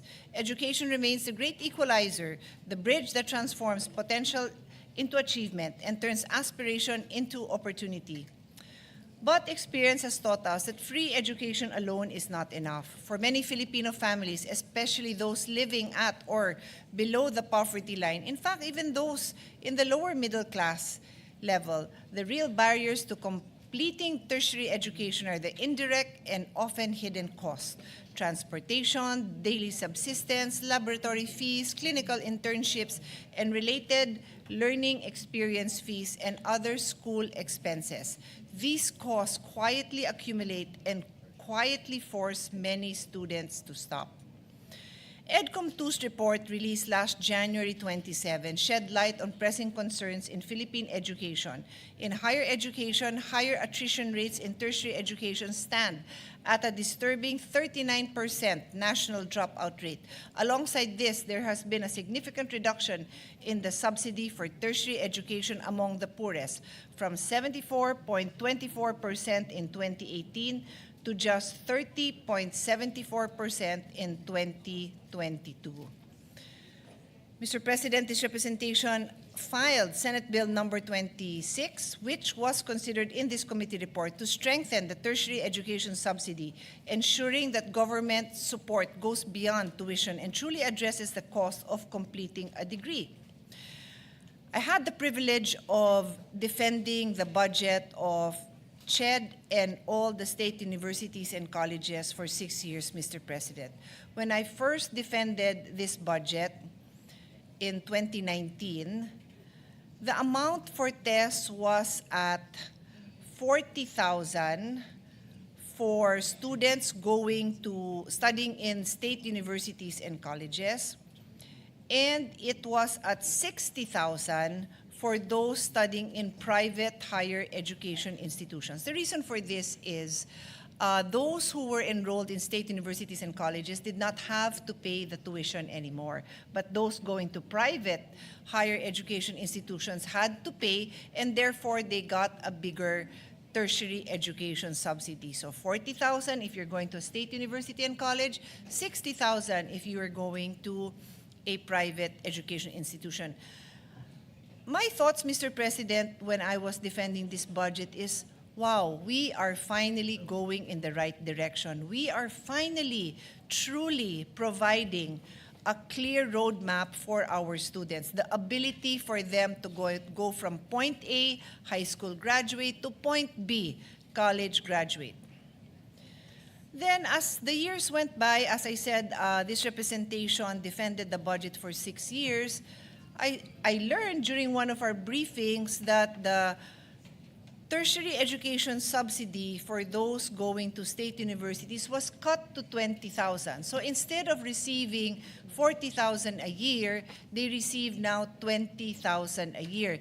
And for those who were in private institutions, they were also receiving 20,000 a year.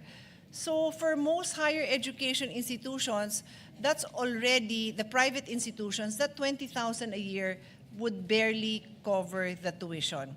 So those coming from the lower economic bracket would no longer have extra for their transportation, for their baon, their food, for their school supplies, their books, for whatever they need for their labs.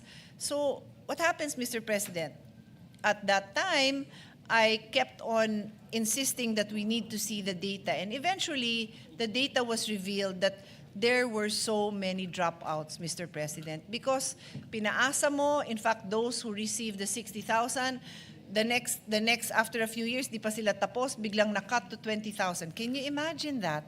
And the latest that we have is that for private institution, this is now 27,000. So from 60, it went to 20K, and now it's a little bit higher to 27.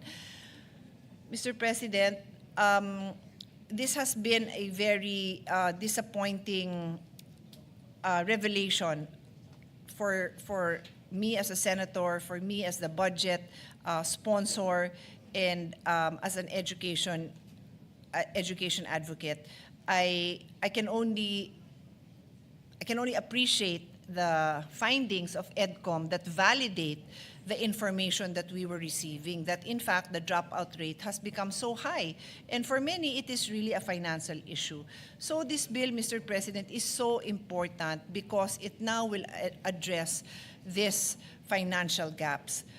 The bill expands the definition of other school fees to include clinical internships and related learning experiences, fees required in nursing and allied health programs, where we have a huge shortage of graduates. This will also cover the related learning experience allowance for nursing and allied health students in private institutions. By recognizing the related learning experience and internship fees as legitimate and supportable educational costs, the bill eases the financial burden on students aspiring to serve in our healthcare system. This measure grants automatic test eligibility to graduates of secondary education from the Pantawid Pamilyang Filipino program, otherwise known as 4Ps households, upon admission to recognized higher education institutions or TechVoc institutions, ensuring continuity of government support from basic education to tertiary education.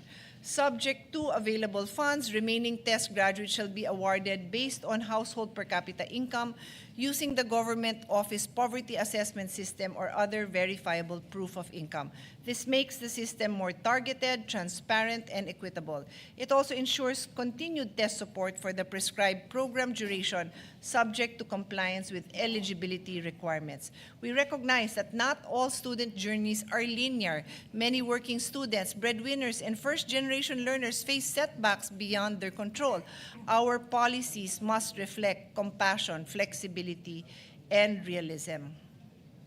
On that note, Mr. President, we really hope that we can address these gaps. We want to provide a system, an environment where those who want to get a college education can get a college education. We want to be able to provide them with the support they need. My understanding, Mr. President, from CHED during the time that it was revealed that the subsidy was reduced was because there were just so many more applicants. But we cannot continue with a system that tries to resolve this issue by just spreading out the limited funds, because then no one gets to graduate, Mr. President. So we hope that with this law, we now standardize our approach to tertiary education. Let us ensure that no deserving Filipino student is forced to abandon a dream because of poverty. With this, I express my full support for this measure. Thank you, Mr. President. Thank you, Senator Pia Cayetano. Majority Leader. Next to co-sponsor the measure, Mr. President, is Senator Robin Hood Padilla. I move that he be recognized. Is there an objection? Hearing none, Senator Robin Padilla is recognized. Maraming salamat po, Ginoong Pangulo, at sa ating pinunong mayorya. Buong puso po ako na tumatayo upang ipahayag ko po ang aking buong suporta at hiling na maging kapwa may akda at kapwa-sponsor ng Senate Bill number 1894 na nagpapalakas sa Universal Access to Quality Tertiary Education Act. Mga mahal kong kasama, malinaw po sa ating saligang batas, sa Artikulo 14, sinasabi po dyan ang mandato sa Estado upang magbigay ng edukasyon. Isipin niyo po, 1987 po yan. Ngayon po ay 2026 na. Sa report po ng EDCOM, ang atin pong edukasyon ay naaantala. Kaya napakahalaga po ng panukala na ito para masigurado po natin yung atin pong mga kabataan ay mabigyan natin po ng suporta upang yung sinasabi po sa saligang batas ay maikasatuparan. Ang edukasyon po ay hindi luho.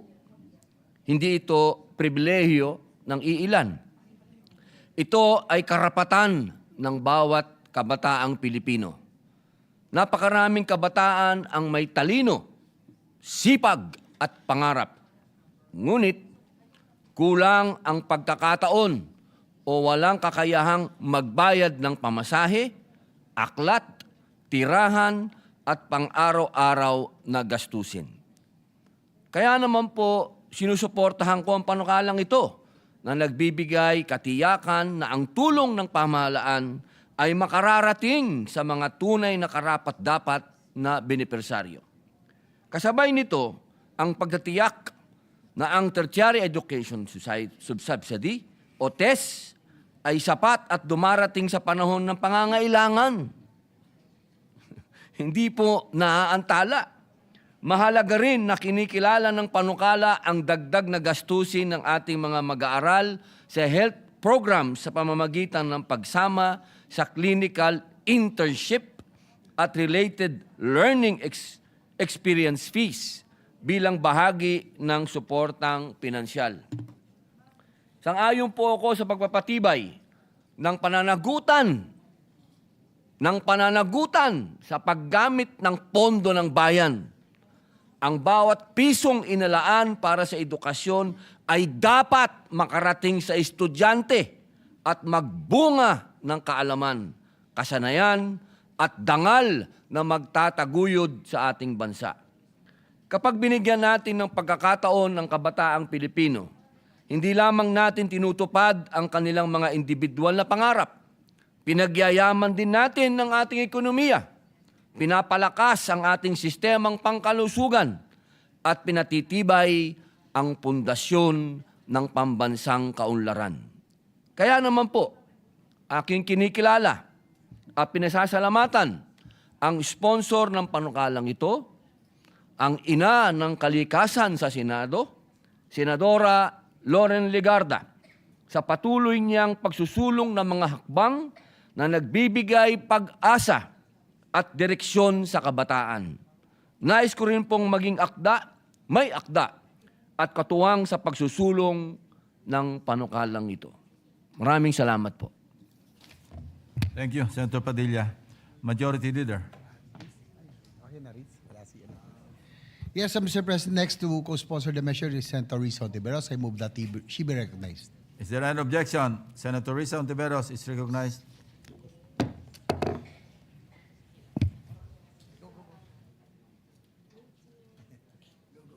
Okay.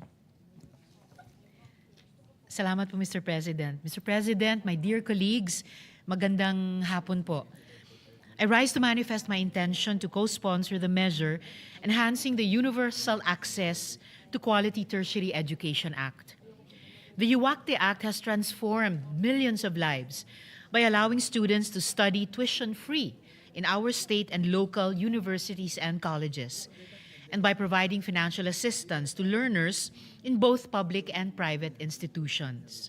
Yet, like any major reform, its implementation has not been without challenges.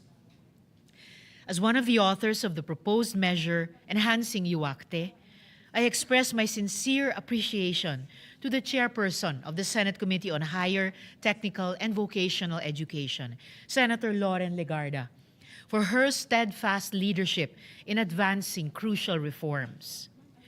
These reforms prioritize the poorest and most marginalized students, streamline administrative processes, and ensure that scholars receive their subsidies on time.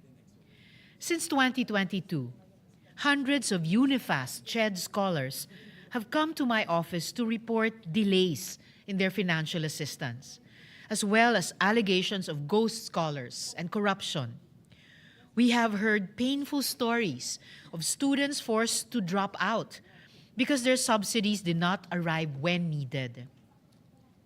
Although my office has worked closely with the Commission on Higher Education to investigate these issues and recommend policy solutions, delays persist. It has become clear that we must introduce meaningful amendments to strengthen accountability, prevent the misappropriation of funds, and guarantee the timely release of subsidies. We must also institutionalize a grievance mechanism that protects students from retaliation and ensures the full funding of the Universal Access to Quality Tertiary Education program. Several state universities and colleges have raised serious concerns about the national government's failure to fully fund free higher education. This shortfall has strained their operations and in some cases forced them to reduce new enrollees. I hope the good sponsor will agree that we must secure full funding and continue investing in our youth. Access to education is a fundamental right, and it is within the spirit of this law to ensure that every Filipino has a fair opportunity to pursue higher education.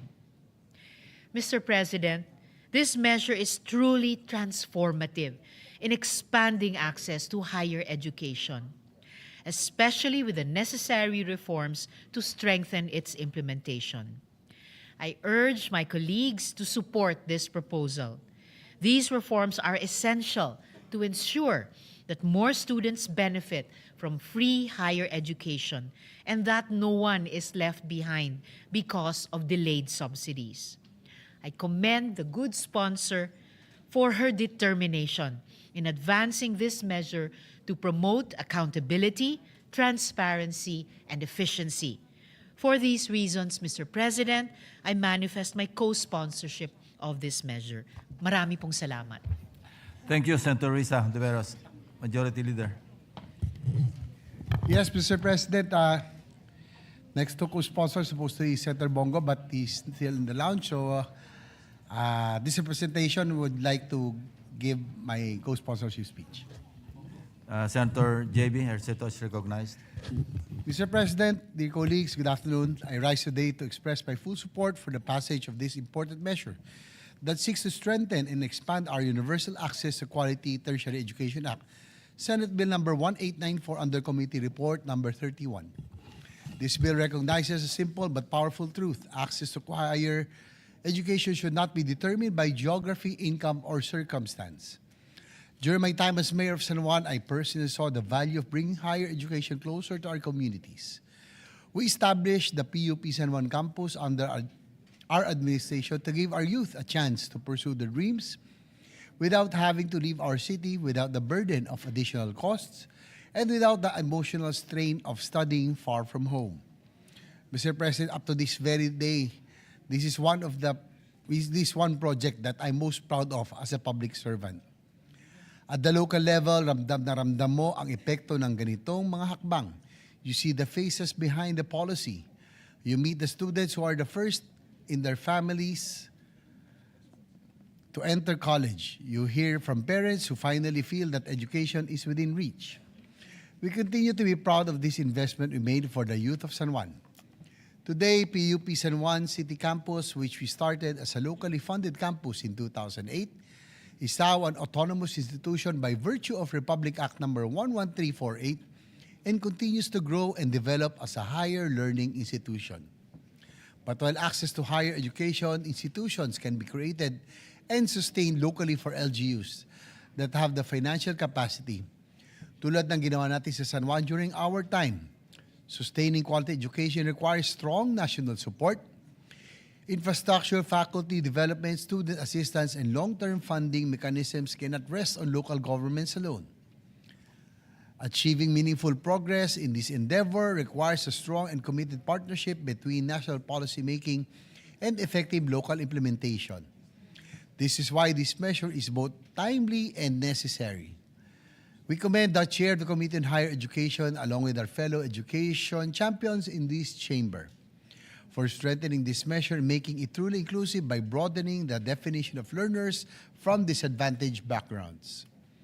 This expansion now recognizes those who face systematic barriers brought about by socioeconomic status, background, disability, and other personal circumstances. Ngayon, sinisiguro po ng panukalang ito na mas maraming kabataan mabibigyan ng oportunidad upang makamit ang kanilang mga pangarap. Sa pamamagitan ng panukalang batas na ito, higit pang palalawakin ang saklaw ng Tertiary Education Subsidy o TES Allowance. Layunin na tintiyakin na ang mga estudyante ay makapag-focus sa kanilang pag-aaral at hindi mabahala sa paghahanap ng pondo para sa iba pang gastusin na dapat sana'y hindi hadlang sa kanilang edukasyon. by strengthening the tertiary education subsidy and refining its target and delivery. We ensure that assistance reaches those who need it most, including learners from disadvantaged backgrounds and underserved areas. In closing, Mr. President, this measure is more than reforming and enhancing our education system. It is an investment in the dreams and dignity of our young people. Kung tunay nating hangad na gawing mas pantay ang laban ng kabataan Pilipino sa mga hamon ng buhay, nararapat lamang na tiyakin natin na ang akses sa dekalidad na edukasyon ay hindi pribileyo kundi karapatan, bukas sa lahat, at may sapat na suporta at matatag na pamumuhunan para mula sa pamahalaan. I therefore express my full support for the passage of this measure para po sa ating kabataan, para sa kinabukasan, at para sa bayan. Maraming salamat po. Thank you, Senator JB. Majority Leader. Yes, Mr. President, next to co-sponsor the measure is Senator Bongo. I move that he be recognized. Is there any objection? Hearing none, Senator Bongo is recognized. Mr. President, I rise today to express my full support and to co-sponsor Senate Bill 1894, a measure that seeks to amend Republic Act number 10931, or the Universal Access to Quality Tertiary Education Act. As one of the authors, the core intention of this bill is very clear, to ensure that the tertiary education subsidy or TES allocation is granted to those students who are truly in need. Simula po nang nalagdaan po ito ni former President Rodrigo Duterte, ang Republic Act number 10931, noong 2017, naging libre po ang tuition sa ating mga state universities and colleges. Naging malaking hakbang ito tungo sa pantay na oportunidad at mas magandang kinabukasan para sa kabataang Pilipino. Milyon-milyong kabataan na po ang nag-benefit mula rito at inaasahan natin na mas marami pang matutulungan by expanding the capacity of schools. Ito po yung nag-file rin po ako ng bill na expanded free tertiary education. The passage of this law was not easy, Mr. President. Ito po yung 17th Congress. We thank the champions of this measure in the 17th Congress who made it possible, no? Including principal sponsor, Senator Bam Aquino, at mga miyembro po ng 17th Congress. Karamihan ay nandito naman po ngayon, including SP Soto, Senator Lacson, Senator Loren Legarda, Senator Mig Subiri. Salamat po sa pagpasa nito noong 17th Congress. But hindi po naging madali ang pagpasa ng batas na ito. During cabinet deliberations, there were concerns from economic managers about its fiscal impact. But we stood firm in our belief that free education is an investment in our nation's future. Balikan ko lang po, sana wala akong nakaligtaan, including Senator Risa, member din po ng 17th Congress, Senator JB Ejercito, at marami pang iba na kasamahan natin ngayon sa 20th Congress. Itong batas na ito, muntik na po itong nabito. Parati naman pong kumukontra yung mga finance managers tuwing may karagdagang gastos po ang gobyerno. Pero bilang Special Assistant to the President noon, pinaglaban natin ito at kinausap natin si Chairman Popoy de Vera na wag naman sana. Kasi meron nga pong free tuition or mga scholarships sa Davao noon na isang syudad, mas lalong importante yan sa buong Pilipinas. So pinaglaban natin, I urge CHED to defend the measure and explain its importance. In the end, nanaig po yung ating pakipaglaban. We are grateful to former President Duterte for signing into law and making free college education a reality. Si Senator, si Senator Joel Villanueva, isa rin po sa nakipaglaban nito. Even with Republic Act 10931 in place, we recognize that access to education can still be improved. Alam po yan ng ating Senate President at ating si Senator Ping Lacson dahil sila po ang nagpasa nito nung 17th Congress. Salamat po sa inyo. For many Filipino families, especially those living paycheck to paycheck, ang allowance pa rin ang pinakamabigat na pasanin. By strengthening the targeting and prioritization mechanism of tests, this measure ensures that government resources go to the right beneficiaries, the indigent, the marginalized, and the financially struggling students who would otherwise be forced to stop schooling. Under the bill, indigent students shall automatically qualify as test beneficiaries upon admission to any higher education institution. Hindi kailangang sa public na kolehiyo, pwede rin po ito sa private higher education institutions, lalo na kung wala namang available na pampublikong kolehiyo sa kanilang lugar. Malaking tulong po ito. The more we should invest sa ating education. Marami pong mga kabataan na gustong mag-aral, mga matatalinong mga Pilipino na wala pong pang-aral pero gustong-gusto pong mag-aral. This bill is important because it strengthens transparency and accountability. We want to make sure that there will be no palakasan system, walang padrino, walang koneksyon, walang impluensya. Ang tamang basihan ay pangangailangan at malinaw na criteria. Education assistance should never depend on who you know, it should depend on how much you need. Kung maayos ang implementasyon ng test, mababawasan ang pasanin ng mga magulang instead of worrying about where to get the next payment for dormitory fees or daily allowance, they can focus on supporting their children emotionally and morally. And for students, they can focus on studying, not surviving. At nagpapasalamat po ako bilang chairman ng Committee on Youth. Pangunahing advokasya po natin ang pagpapaigting ng suporta para sa edukasyon. Naniniwala po ako kung sapat ang suporta sa edukasyon, makakamit ng mga kabataang Pilipino ang magandang kinabukasan. Together, we must move to achieve a more inclusive, equitable, and responsive tertiary education system. Ito po yung expanded free tertiary education bill. O sana maisabatas na rin po ito with the support po ng mga kasamahan natin ngayon, Senator Robin Padilla, Senator Amy Marcos, Senator Marcoleta. Sana po yung maisabatas natin ito. And Senator Loren Legarda. For these reasons, I manifest my strong support and co-sponsorship of this measure. Sana po maipasa natin ito sa lalong madaling panahon at malaking tulong po ito sa ating mga estudyante. Thank you po, Mr. President. Thank you, Senator Bongo, Majority Leader.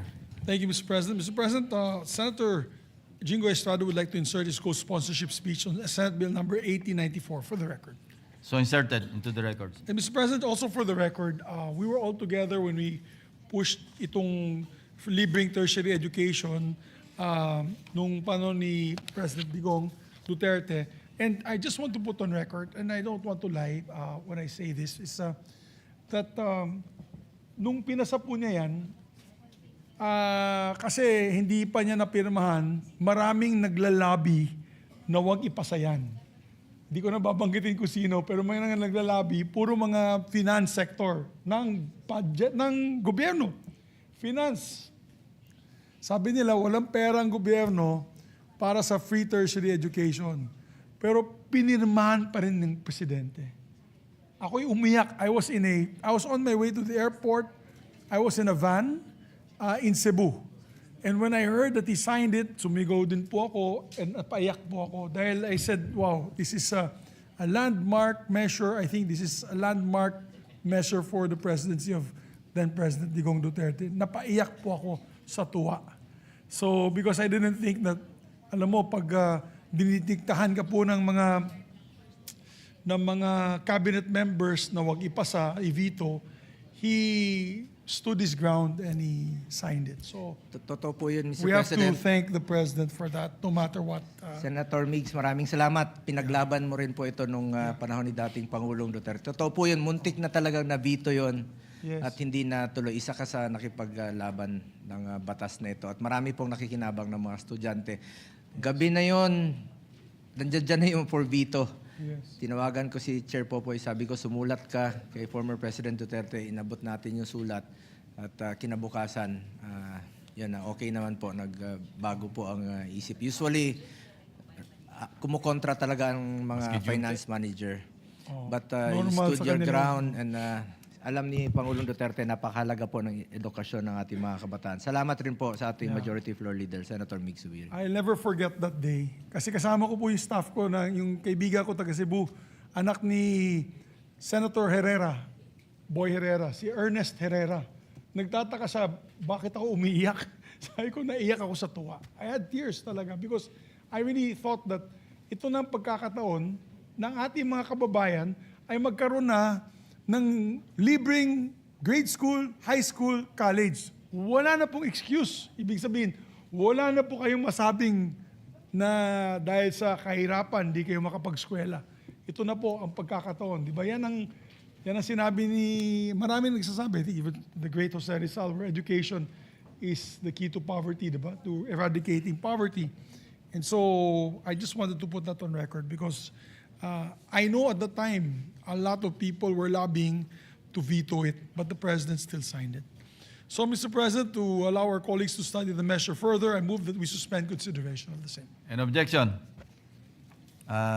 Suspended. Thank you, Mr. President. Mr. President, just with the permission of Senator Marcoleta, I told him we'll just take 1 minute to amend already Senate Bill number 1823. I move that we consider Senate Bill number 1823. An objection? Approved. Thank you very much, Mr. President. Mr. President, we're in the period of amendments. We're in the period of amendments, Mr. President. We blended already our ideas. The idea of the good Senate President pro tempore and of course, ay tuloy ko na yung kay Senator Marcoleta. Yes, Mr. President, I withdraw my motion to resume consideration. Apparently, there's a Session perfecting suspended amendment. for 1 minute.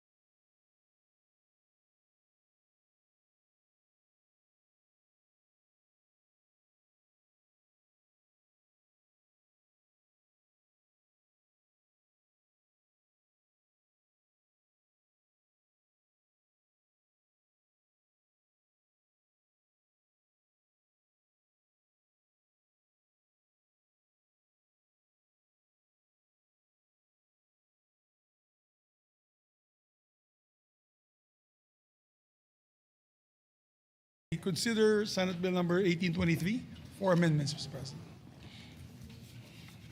Any objection? Hearing none, consideration of Senate Bill number 1823, sir.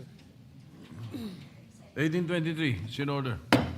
Thank you very much, Mr. President. Mr. President, we are in the period of amendments. May I propose our amendment? On page 1, line 7, after the word 2026, delete the comma and phrase "and every 3 years thereafter" and replace it with the following paragraphs. The term of office of those elected during this election shall start at noon on the 30th day of October 2026 and shall end at noon of June 11, 2031.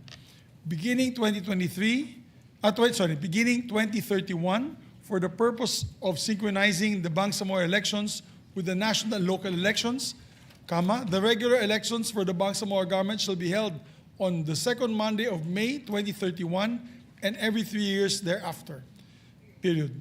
The elected officials shall assume office at noon of the 30th day following the date of their elections. Period. So Period. moved, Mr. President.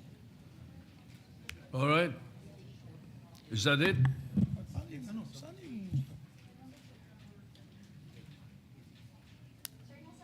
May I ask for a minute suspension, Mr. President? Session suspended.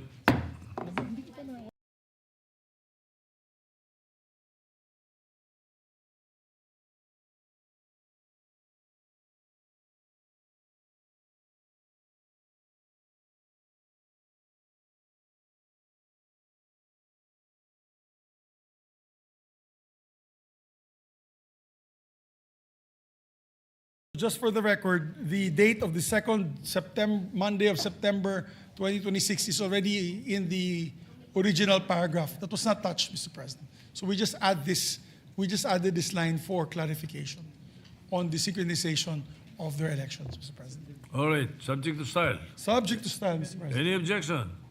Hearing none. Amendments approved.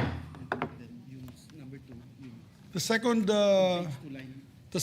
amendment, Mr. President, on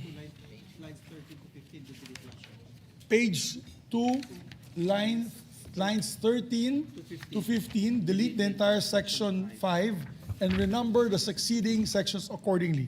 So move, Mr. President. Any objection? Hearing none. Approved. That's it? That is all, Mr. President. We have no other committee amendments or individual amendments. No other committee amendments? Or individual as well, Mr. President. We move to close the All right. period of amendments, Mr. President. Any objection? Hearing none. Period of amendments closed. Thank you, Mr. President. Mr. President, I'm putting my majority leader hat back online, Mr. President. I move that we approve on second reading Senate Bill Yes. number 1823. So moved. Any objection? Subject to style. Subject to style. Hearing none.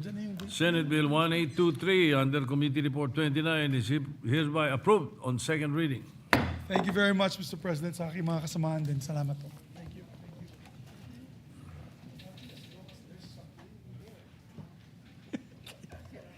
Thank you, Mr. President. Mr. President, I move that we consider, where's my list so I know the exact. Yes, I move that we consider, Mr. President, proposed Senate Resolution number 307. I so move, Mr. President. Any objection? Hearing none. Proposed Senate Resolution 307 is considered. May we ask the Secretary to read the title of the Secretary will read the title of the measure without prejudice to inserting into the records the text of the said resolution.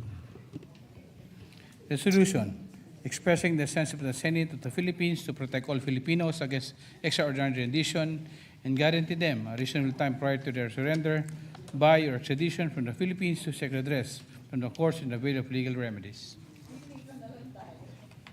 Mr. President, we recognize to sponsor the measure. The sponsors are Senator Alan Peter Cayetano and Senator Marcoleta.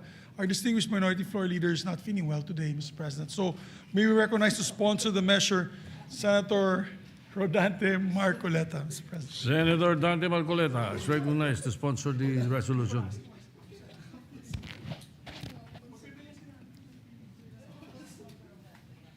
Maraming salamat, Mr. President. Mr. President, distinguished colleagues, I rise today to sponsor the proposed Senate Resolution number 307, expressing the sense of the Senate to protect all Filipinos against extraordinary rendition and guarantee them a reasonable time prior to their surrender or by extradition from the Philippines to seek redress from the courts and avail of legal remedies. At its core, the resolution reaffirms what our Constitution already commands, that sovereignty and due process must never be subordinated to expediency, pressure, convenience, more so political machinations. The rule of law must remain the bedrock of any functioning democracy. As the esteemed political philosopher John Adams once said, a republic is a government of laws, not of men. As is stated in the resolution, the 1987 Constitution guarantees that in all criminal prosecutions, an accused shall be presumed innocent until the contrary is proved, and that no person shall be deprived of life, liberty, or property without due process of law. Due process is not a matter of administrative grace, nor can it be reduced to a timetable dictated by urgency, pressure, or political climate. It is a fundamental restraint on power. It affirms that the Philippines, while a responsible member of the international community, remains first and foremost a sovereign state, governed by its constitution. But these principles remain mere words and aspirations, Mr. President, if the authorities in charge, especially in the executive, are the very ones to abandon these fundamental doctrines. Ang tunay na tanong dito, Mr. President, ay simple ngunit mahalaga. May karapatan ba ang bawat Pilipino sa sapat na panahon upang ipagtanggol ang kanilang sarili sa hukuman? Because once surrender is executed, the opportunity for meaningful judicial intervention may become illusory. Courts cannot protect rights retroactively after the person is already beyond reach. Ang hinihingi lang naman natin, Mr. President, ay makatarungan at makatwiran, sapat na panahon upang makalapit sa hukuman at sapat na pagkakataon upang maipagtanggol ang sarili. This is not obstruction, Mr. President. This is not delay for delay's sake.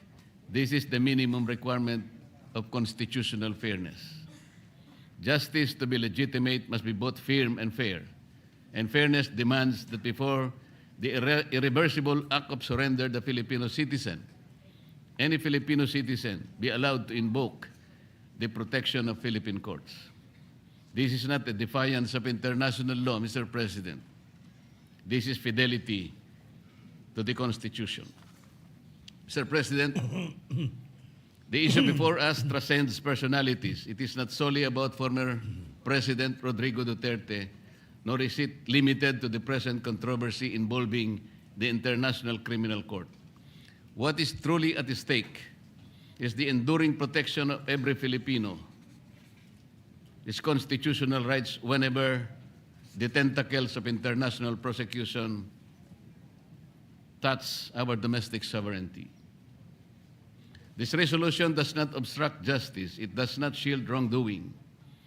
It simply demands that prior to surrender or extradition, a Filipino be given reasonable time to access the courts.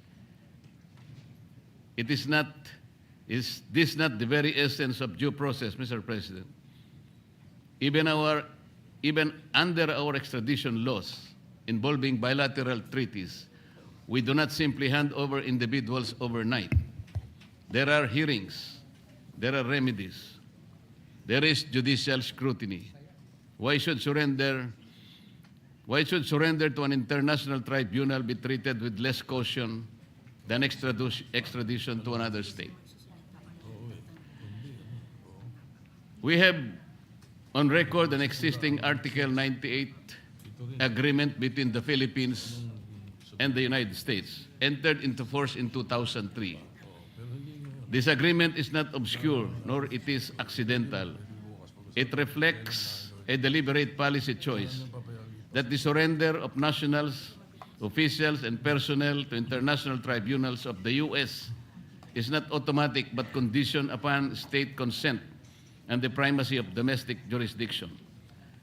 Ginoong Pangulo, sa kontratang ito na pinirmahan natin sa pagitan ng ating bansa at ng Estados Unidos, sa pamagitan ng note verbal, at ito'y nagkaroon ng visa noong 2003, ginagarantiya natin na sino mang American national, official o employee, kahit sino sila na nandito sa ating bansa, ay hindi natin ibibigay automatic sa ICC o kauring mga tribunal kung walang consent ang Amerika.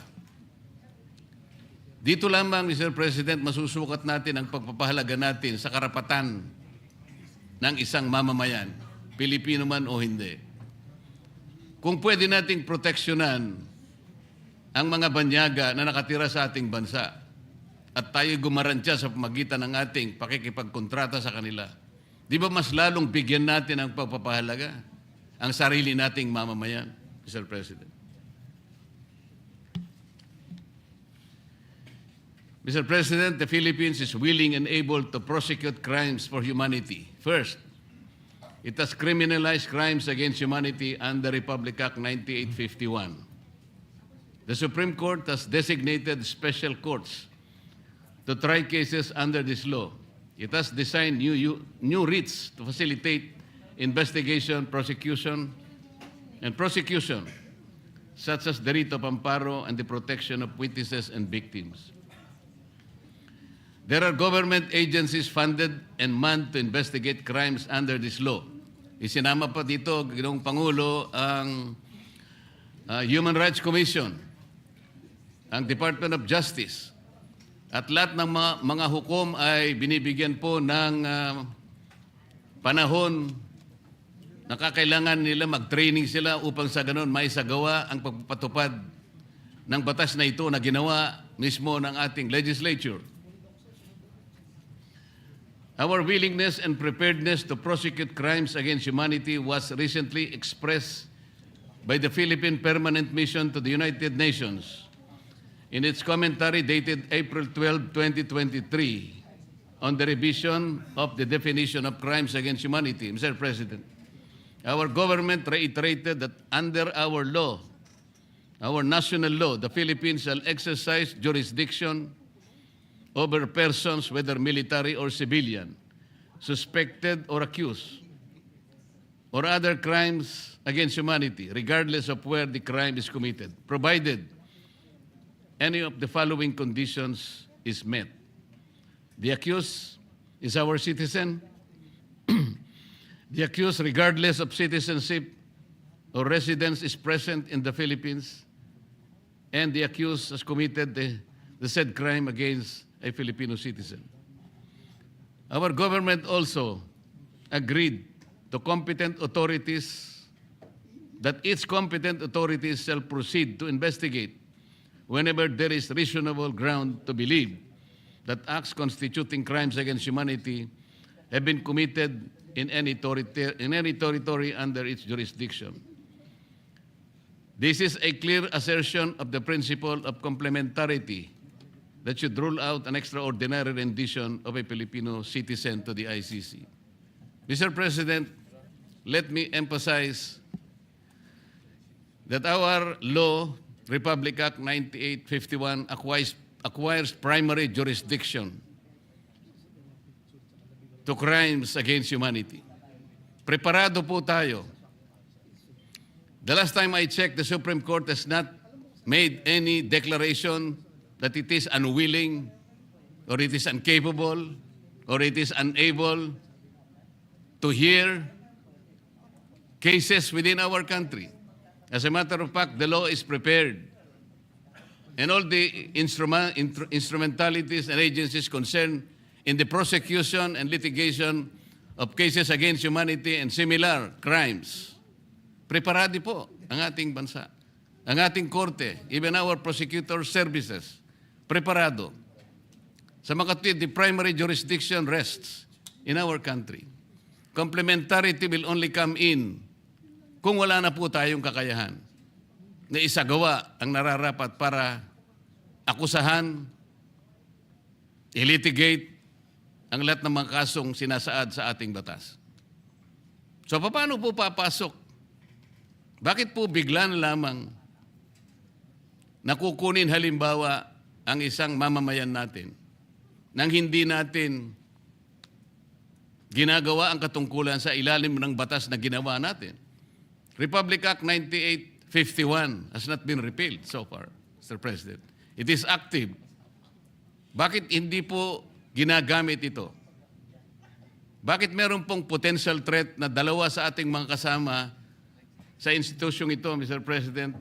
Kaya nga po ang isa rito ay hindi nakapagsasagawa ng kanyang tungkulin sapagkat may dalang takot po dahil magsasagawa ng extrajudicial rendition ang isang korte na kung saan ang kanyang jurisdiction na hindi na po natin kinikilala, Mr. President. Hindi na po tayo member ng Rome Statute. Pero nakaabang, parang sword of Damocles hanging on the heads dito sa mga kasama natin sa chamber na ito, Mr. President. Kung halimbawa, Mr. President, inadapt natin ang resolution na ito, ano ang susunod na hakbang, Mr. President? Halimbawa, nag-issue ng warrant of arrest ang ICC sa isa sa kasama natin dito sa chamber na ito. Ano ang magagawa ng isang resolution, Mr. President? Ang resolution ba will have the effect of notifying all agencies concerned, like the PNP or the DOJ, na magdahan-dahan kayo, huwag kayong magdalos-dalos. Huwag kayong padalos-dalos kasi nagsalita na ang Senado. The sense of the Senate has been declared na ayaw natin, na kailangang panagutan muna ang ating saligang batas, ang umiiral na batas tungkol dito, na ang primary jurisdiction ay ating bansa. Papasok lamang ang ICC o kung sino man under the doctrine of complementarity. Hindi kailanman papasok, Mr. President, dahil nga ang ating mga hukuman, ang ating mga piskalya ay handa at willing and able to do their functions. So paano magkakaroon ng puwang na mag-i-issue ang isang banyagang tribunal at pagkatapos ay hindi natin kikilalanin ang sariling batas na tayo mismo ang gumawa, Mr. President? Ito po ang, siguro pwede natin sabing, the ironies of all ironies. Tayo na po ang gumawa ng batas para parusahan natin ang sino man, national man natin o hindi national, na residente sa ating bansa. Pagkatapos ay papasok ang isang banyagang tribunal na wala ng karapatan sapagkat wala na nga tayo sa Rome Statute. Ito ang mga katanungan, Mr. President, na dapat magkaroon po ng kasagutan sa lalong madaling panahon. Nararamdaman ko po ang nararamdaman ng mga kasama natin. Huwag na po tayong magbulag-bulagan, Mr. President. Alam natin kung tayo po ang nasa kanilang kalagayan, nakikita rin po siguro natin ang takot na namamayani sa ating kalooban. Hindi po maganda yon, Mr. President.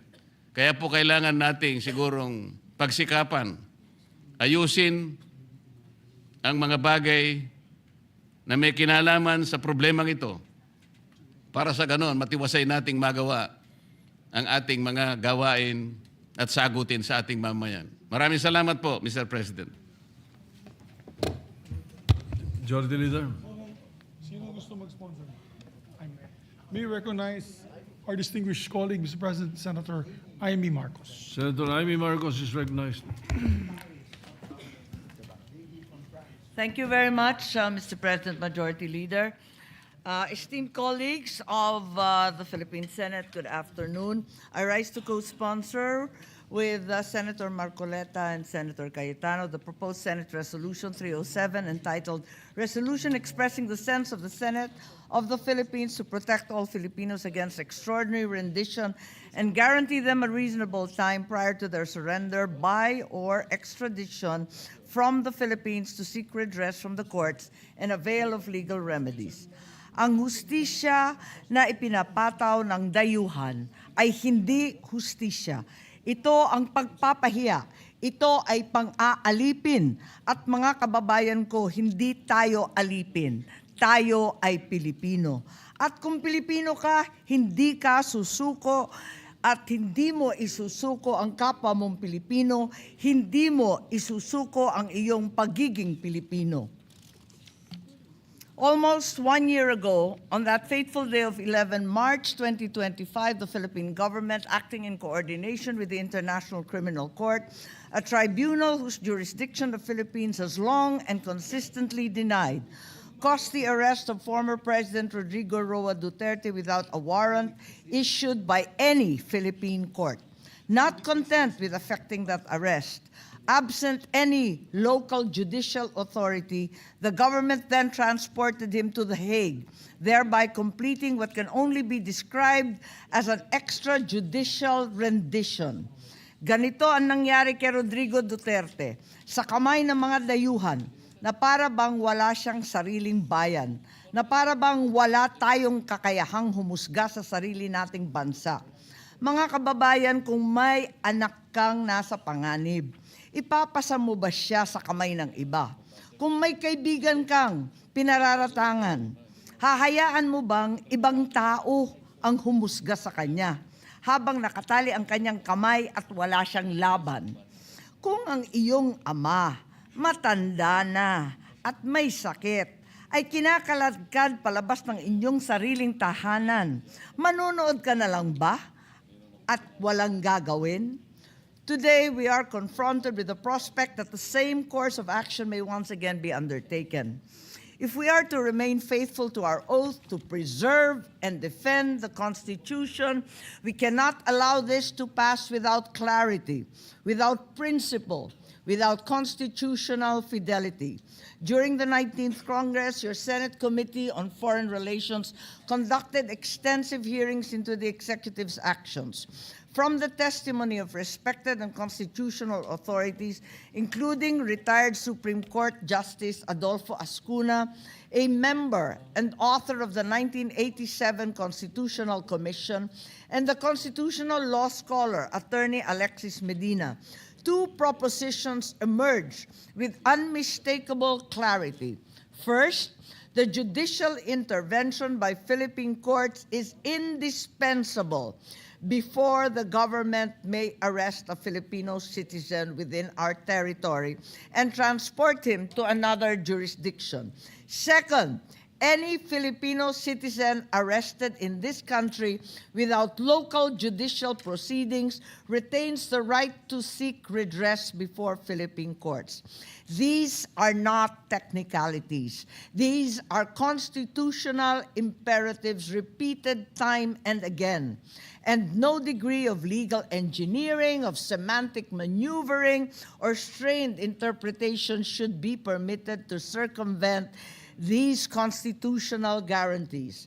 During the committee hearing on the 20th of March 2025, Attorney Medina clarified that the term surrender under Section 17 of RA 9851 applies only in two instances. First, when the person to be arrested has already voluntarily surrendered to the custody of the national government, thereby negating the need for extradition proceedings. And second, the person to be arrested is an alien, in which case what will be involved is only a deportation process which does not involve any court proceedings at all. Outside of these very narrowly defined instances, the arrest and transfer of a person to a foreign jurisdiction without local court proceedings would not be sanctioned by our Constitution. For our 1987 Constitution is unequivocal Article 3, Section 2 of the Bill of Rights provides, no warrant of arrest shall issue except upon probable cause to be personally determined by the judge after determination under oath or affirmation of the complainant and the witnesses he may produce. The judge contemplated by the Constitution can only be a Philippine judge. Article 8, Section 1 vests judicial power in one single Supreme Court and in such lower courts as may be established by law. The International Criminal Court is not such lower court established by Philippine law. For one, no Philippine statute created the ICC. For another, if the ICC were indeed a lower court, then it clearly means that the Supreme Court can reverse or nullify its decisions and even discipline its judges. The Supreme Court can do neither. Moreover, assuming arguendo that the ICC warrant could be issued domestically without prior judicial action, Article 59(2) of the Rome Statute itself requires that the arrested person be brought promptly before the competent judicial authority of the custodial state. Paragraph 3 further grants the person the right to apply for interim relief before that self-same authority. As Justice Escuna testified during the committee hearing of 10 April 2025, the failure of Philippine authorities to bring the arrested individual before the local courts constitute a violation of Article 59. And as emphasized within our own legal system, there will be consequences for that violation. There is therefore no gray area whatsoever here, no ambiguity, no room for creative interpretation, much less construction. Only Philippine courts may issue a constitutionally valid warrant of arrest enforceable within our jurisdiction, and any person deprived of liberty within Philippine territory without such judicial authority has the right to seek redress before our courts, whether that person be a private citizen, a former president, or a senator. To insist otherwise would reduce the guarantees of our Bill of Rights to mere parchment and would erode the judicial power solemnly vested by the Constitution upon the Philippine judiciary alone. Sabi nila, batas ang dapat manaig. Tama, the law must prevail. But whose law? Our law or theirs? Since when did the Philippines become a province of The Hague? Tayo ba ay isang bansa na may sariling batas? O isa na lang tayong alipin na naghihintay ng utos? Kung kaya nilang gawin ito sa isang dating Pangulo, kaya rin nilang gawin ito sa sino man sa atin. If they can march into our homes, grab hold of our family, and drag them before their courts, when will they stop, and how will they be stopped from doing it again? What stops them from doing it to you, to me, to any one of us? For these reasons, I respectfully and urgently endorse the immediate adoption of our Resolution 307. Thank you and good day to all my colleagues. Thank you. Salamat po sa good gentlewoman from Ilocos Norte. Next to sponsor the resolution, Mr. President, Senator Jinggoy Estrada. Senator Jinggoy Estrada is recognized. Thank you, Mr. President. Mr. President, please allow this representation to co-sponsor proposed Senate Resolution number 307, expressing the sense of the Senate of the Philippines to protect all Filipinos against extraordinary rendition and guarantee them a reasonable time prior to their surrender or extradition from the Philippines to seek redress from the local courts and avail of legal remedies. The most fundamental principle of the 1987 Philippine Constitution, as contained in the Bill of Rights, is very clear. No person shall be deprived of life, liberty, or property without due process of the law, nor shall any person be denied the equal protection of the laws. Malinaw din ang nakasaad sa ating saligang batas na ang bawat akusado ay may likas na karapatan sa due process at sa presumption of innocence hanggang mapatunayan kung meron nga silang pagkakasala sa batas.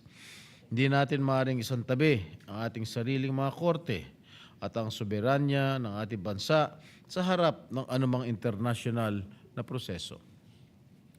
Filipinos should be tried in competent Philippine courts. Karapatan nilang madinig ang kanilang panig kahit ano pa ang inaakusa sa kanila. Naniniwala ako na patuloy na gumagana at matibay pa rin ang pundasyon ng ating justice system at matitiyak na dadaan sa tamang proseso ang lahat, alinsunod sa mga umiiral na batas. Ang resolusyong ito ay hindi lamang para sa mga kasamahan nating senador na pinangalanan sa mga kaso sa ICC, kundi para sa lahat ng Filipino na maaaring maharap sa ganitong sitwasyon. Ang bawat mamamayan ay dapat bigyan ng pagkakataon upang makapaghain ng legal na remedyo sa ating mga lokal na hukuman bago sila isuko o i-extradite.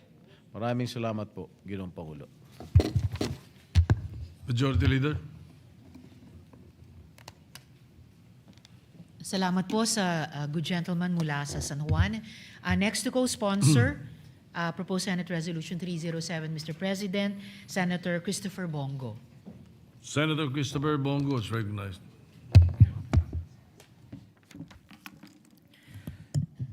Mr. President, esteemed colleagues, I rise to express my support and to co-sponsor the Senate resolution expressing the sense of the Senate to protect all Filipinos against extraordinary rendition and guarantee them a reasonable time prior to their surrender by or extradition from the Philippines to seek redress from the courts and avail of legal remedies. The very core of this resolution is a simple but powerful principle. No Filipino should be deprived of liberty without due process of law. This is not merely a legal or procedural technicality, but a constitutional guarantee enshrined in our fundamental law. Mr. President, let me address this matter with full transparency. I have always believed in the due process of the law. This resolution may appear to intersect with my personal circumstances, and I do not shy away from that reality. But precisely because of that reality, I speak today and support this resolution not merely as a legislator, but as a Filipino who believes deeply in the protections guaranteed by our Constitution. This resolution is not crafted to serve any individual. It is not a shield for the powerful, nor it is a refuge for the guilty. It is a reaffirmation that every Filipino, ordinary citizen or public official, karaniwang mamamayan man o nasa pwesto, stands equal before the law under its protection. Wala naman sigurong Pilipino ang ayaw magtrabaho o umiwas sa tungkulin. Sino bang ayaw magtrabaho? Ang gusto lang natin ay makasiguro na ang bawat Pilipino ay protektado at lahat ay dumaan sa due process. Ako po mismo, tinatanong nila. Ako naman po yung nagtatrabaho, Lunes hanggang Linggo po. At hindi ko po matiis na nakaupo lamang dito sa malamig na opisina habang mga kababayan natin nangangailangan po ng tulong. At yan naman po ang aking sinumpaang tungkulin. Kahit sang sulok kayo ng Pilipinas, bagyo, baha, putok ng bulkan, sunog, lindol, pinupuntahan ko lang lahat mga lugar na yan. Basta kaya lang po ng aking katawan at panahon. Dahil bisyo ko po magserbisyo sa ating mga kababayang Pilipino at naniniwala po ako na ang serbisyo po sa tao ay serbisyo po yan sa Panginoong Diyos. At kahit po yung isa kong kasamahan dito sa Senado, na si Senator Bato de la Rosa, ay isa rin po sa mga masisipag nating senador na gusto rin pong makapagtrabaho lang po ng maayos. Further, Mr. President, as we speak today, this issue goes beyond the proceedings before the International Criminal Court. This is not merely about one case or one individual. The principle at stake applies to any foreign entity, tribunal, or international body that seeks to exercise jurisdiction over a Filipino citizen. Hindi lamang po ito nakapaloob sa proceedings ng ICC.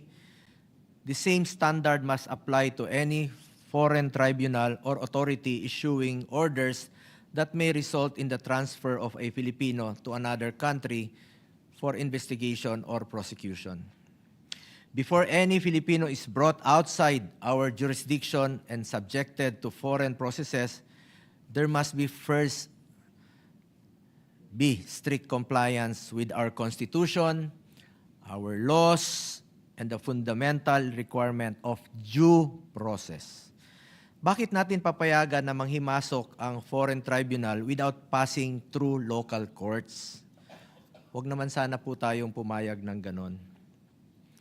Last year, the Supreme Court released rules on extradition proceedings. Naglabas po sila last year. I think naging effectivity noon ay November 10. However, may mga nagsasabi na applicable lang po ito sa state-to-state request for extradition. Kaya hanggang ngayon, parang may gray area po dyan. Sana po'y once and for all, masettle na po ito ng Supreme Court, Mr. President. Co-equal branches nga po ang tawag sa atin dito. Executive, legislative, and judiciary. At posibleng kung sakali, ay ang executive ang mag-i-implement. At posibleng sakali, legislative po ang matatamaan. So once and for all, sana po matuldukan na po ito ng judiciary. Sila naman po ang final arbiter at makakapag-desisyon yan. Mr. President, I reiterate that this resolution does not obstruct justice. It strengthens it. It does not defy international cooperation. It ensures that such cooperation operates within constitutional bounds. The Philippines can honor its international obligations whilst still safeguarding the fundamental rights of its people. At the end of the day, I still believe that the true test of our commitment to justice is how we treat the favored, but ulitin ko lang po, at the end of the day, I still believe that the true test of our commitment to justice is not how we treat the favored, but how we protect the rights of those under accusation. Nakikiusap po ako sa mga kasamahan natin dito sa Senado, proteksyonan po natin ang ating ang institusyon. And I urge this chamber to stand firm in defense of due process and to adopt this resolution in the name of constitutional fidelity and equal protection for all. Maraming salamat po, Mr. President. Majority Leader. Maraming salamat din po, Mr. President, sa good gentleman mula sa Davao. Mr. President, Senator Robin Hood Padilla wishes that his co-sponsorship speech for the resolution be inserted for the record. Oh, I'm so sorry. If there is no objection, it's so inserted into the records. Just to make of record, Mr. President, there was an indication from the good gentleman mula po sa Camarines Norte na baka mas gusto nilang ma-deliver yung kanilang co-sponsorship speech. I withdraw my earlier motion. Then Mr. we recognize President. Senator Robin Padilla.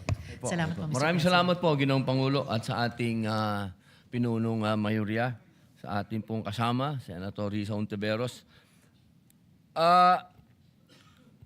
Ako po naman ay gusto ko lamang pong magbigay ng maiksing manifestasyon sapagkat napakabigat po para sa akin. Narinig ko na po ang mga sinabi ng aking kaibigan, Senator Marcoleta at Senator Amy Marcos, Senator Jingo Estrada, Senator Bongo. Nagbigay po sila ng mga halimbawa ng usaping legal. Ang akin pong punto ay usapin ng patungkol sa ating pagmamahal sa ating kalayaan at kasarinlan, kasaysayan. Napakasakit po para sa atin, mga Pilipino, na namnamin natin na meron po tayong mga kababayan na nasa ibang bansa at doon dumadaan sa isang paglilitis. Nililitis ng dayuhan. Napakasakit pong mapanood. Hindi ko nga kayang panoorin na meron isang huwes, merong mga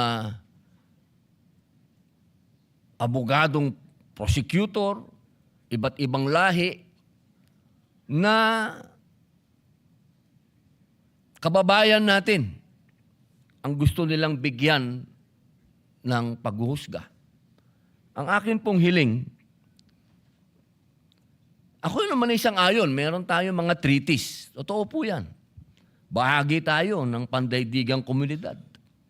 Ngunit ang pakikipagtulungan sa ibang bansa ay hindi dapat nangangahulugan ng pagsuko ng ating sariling jurisdiksyon at pagtalikod po sa ating mga korte. Dahil ang mga korte na yan ang simbolo ng ating kalayaan eh. Pinaglaban po yan ng ating mga bayani. At tayo nandito, tayo po may Senado ngayon, sapagkat ipinaglaban po ng ating mga bayani yung ating kalayaan na husgahan ang ating mga sarili. Kaya, pakiusap ko sa aking mga kasama, bagamat wala silang karamihan ngayon dito, alam ko naman na nanonood sila. Ang iba naman ay nakausap ko na at sila ay naniniwala na dapat ay dumaan sa korte natin ang sino man, hindi lamang po mga kasama natin dito, kundi lahat ng mga Pilipino na kapag gustong dalhin sa ibang bansa ay dumaan muna sa korte natin. Ako ay nakikiusap sa ating mga kasama na magnilay-nilay. Kung meron po tayo dapat na paniwalaang maghuhusga sa mga kasama natin, ay dapat ay Pilipino rin. Huwag po tayong pumayag na isang dayuhan muli ang magmukhang mas mataas sa atin. Dahil yan po ay hindi papayag ang ating mga bayani sapagkat ipinaglaban nila yan na tayo'y kapantay ng mga dayuhan. Hindi tayo kailanman sasailalim sa kanilang sinasabing katalinuhan o sa kanilang panghuhusga.